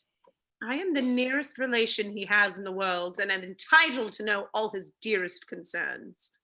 But you are not entitled to know mine. This match to which you have the presumption to aspire can never take place. No, never. Mr. Darcy is engaged to my daughter. Now what have you to say? If he is so, you can have no reason to suppose he will make an offer to me. I am not in the habit of brooking disappointment. That will make your ladyship's situation at present more pitiable, but it will have no effect on me. My daughter and my nephew are formed for each other. They are destined for each other by the voice of every member of their respected houses. And what is it to divide them? The upstart pretensions of a young woman without family, connections, or fortune. If you were sensible of your own good, you would not wish to quit the sphere in which you have been brought up. In marrying your nephew, I should not consider myself as quitting that sphere. He is a gentleman. I am a gentleman's daughter. So far, we are equal. True, you are a gentleman's daughter, but who was your mother? Whatever my connections may be, if your nephew does not object to them, they can be nothing to you. Tell me once and for all, are you engaged to him? I am not. And you will promise me never to enter into such an engagement? I will make no promise of the kind. Miss Bennet, I am shocked and astonished. I expected to find a more reasonable young woman. I am no stranger to the particulars of your youngest sister's infamous elopement. I know it all, that the young man's marrying her was a patched-up business at the expense of your father and uncles. And is such a girl to be my nephew's sister? Is her husband, the son of his late father's steward, to be his brother? Heaven and earth, what are you thinking? Are the shades of Pemberley to be thus polluted? You can have nothing further to say. You have insulted me in every possible method. I must beg you to leave. I take no leave of you, Miss Bennet. I send no compliments to your mother. You deserve no such attention. I am most seriously displeased. Lizzie, is Lady Catherine not coming in to rest? No. She's a fine-looking woman. Her calling here was prodigiously civil. I suppose she called to tell us that Collins are well. Jane, Mr. Bingley, who do you think paid a call to Lizzie? Lady Catherine de Bourgh. Lady Catherine was here. She came to speak with you. She must have been in the area and wanted us all to know that Mr. and Mrs. Collins send their regard. Isn't that so, Lizzie? Yes. She might have some business with Mr. Darcy. He is to come to Netherfield this afternoon. I expected him to call here before this. Maybe some business with his aunt has delayed him. Mr. Darcy is coming here. I thought so, yes. Any friend of yours is always welcome, Mr. Bingley. I need to go for a walk. Jane, please, and Mr. Bingley, it is such a lovely day. Would you walk with me? But they have just come back from a walk. Certainly. With pleasure. Elizabeth, Jane, and Mr. Bingley rush out of the house and almost run into Mr. Darcy. There's a moment of quiet. Jane and Mr. Bingley take themselves off a bit. Elizabeth and Mr. Darcy walk along in silence for a bit. Mr. Darcy, I am a very selfish creature, and for the sake of giving relief to my own feelings, care not how much I may be wounding yours. I can no longer help thanking you for your unexampled kindness to my poor sister. Ever since I have known it, I have been most anxious to acknowledge how grateful I feel it. Were it known to the rest of my family, I should not have merely my own gratitude to express. I am sorry, exceedingly sorry, that you have ever been informed of what may, in a mistaken light, have given you uneasiness. I did not think Mrs. Garner was so little to be trusted. You must not blame my aunt. Lydia's thoughtlessness first betrayed to me that you had been concerned in the matter. Let me thank you again and again in the name of all my family for that generous compassion which induced you to take so much trouble to bear so many mortifications for the sake of discovering him. If you will thank me, let it be for yourself alone. Your family owes me nothing. Much as I respect them, I believe I thought only of you. You are too generous to trifle with me. If your feelings are still what they were last April, tell me so at once. My affections and wishes are unchanged, but one word from you will silence me on the subject forever. Mr. Darcy, my sentiments have undergone so material a change since the period to which you allude that I receive with gratitude and pleasure your present assurances. Then you will. I will. Dear Aunt Catherine, her visit to you taught me to hope as I scarcely ever allowed myself to hope before. I knew enough of your disposition to be certain that had you been absolutely irrevocably decided against me, you would have acknowledged it to Lady Catherine, frankly and openly. Yes, you know enough of my frankness to believe me capable of that. After abusing you so abominably to your face, I could have no scruple in abusing you to all your relations. What did you say of me that I did not deserve? We will not quarrel for the greater share of blame annexed to the evening. The conduct of neither, if strictly examined, will be irreproachable. But since then we have both, I hope, improved in civility. I have your consent to go and speak with your father. You do. I will take you to him now. Elizabeth and Mr. Darcy enter the house. Darcy exits toward the library. Elizabeth sits in the empty parlor and waits. Very soon, Mr. Bennet comes down. Lizzie, what are you doing? Are you out of your senses to be accepting this man? Have not you always hated him? He's rich, to be sure, and you may have more fine clothes and fine carriages than Jane, but will they make you happy? Have you any other objection than your belief of my indifference? None at all. We all know him to be a proud, unpleasant sort of man, but this would be nothing if you really liked him. I do. I do like him. I love him. Indeed, he has no improper pride. He is perfectly amiable. You do not know what he really is. I have given him my consent. He is the kind of man, indeed, to whom I should never dare refuse anything which he condescended to ask. But let me advise you to think better of it.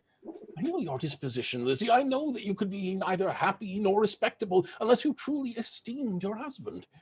But let me not have the grief of seeing you unable to respect your partner in life. You know not what you are about. I love him, Father. Well, my dear, I have no more to say. If this be the case, he deserves you. I could not have parted with you, my Lizzie, to anyone less worthy. And if any young men come for Mary or Kitty, send them in. I am quite at leisure. Elizabeth exits. End of play.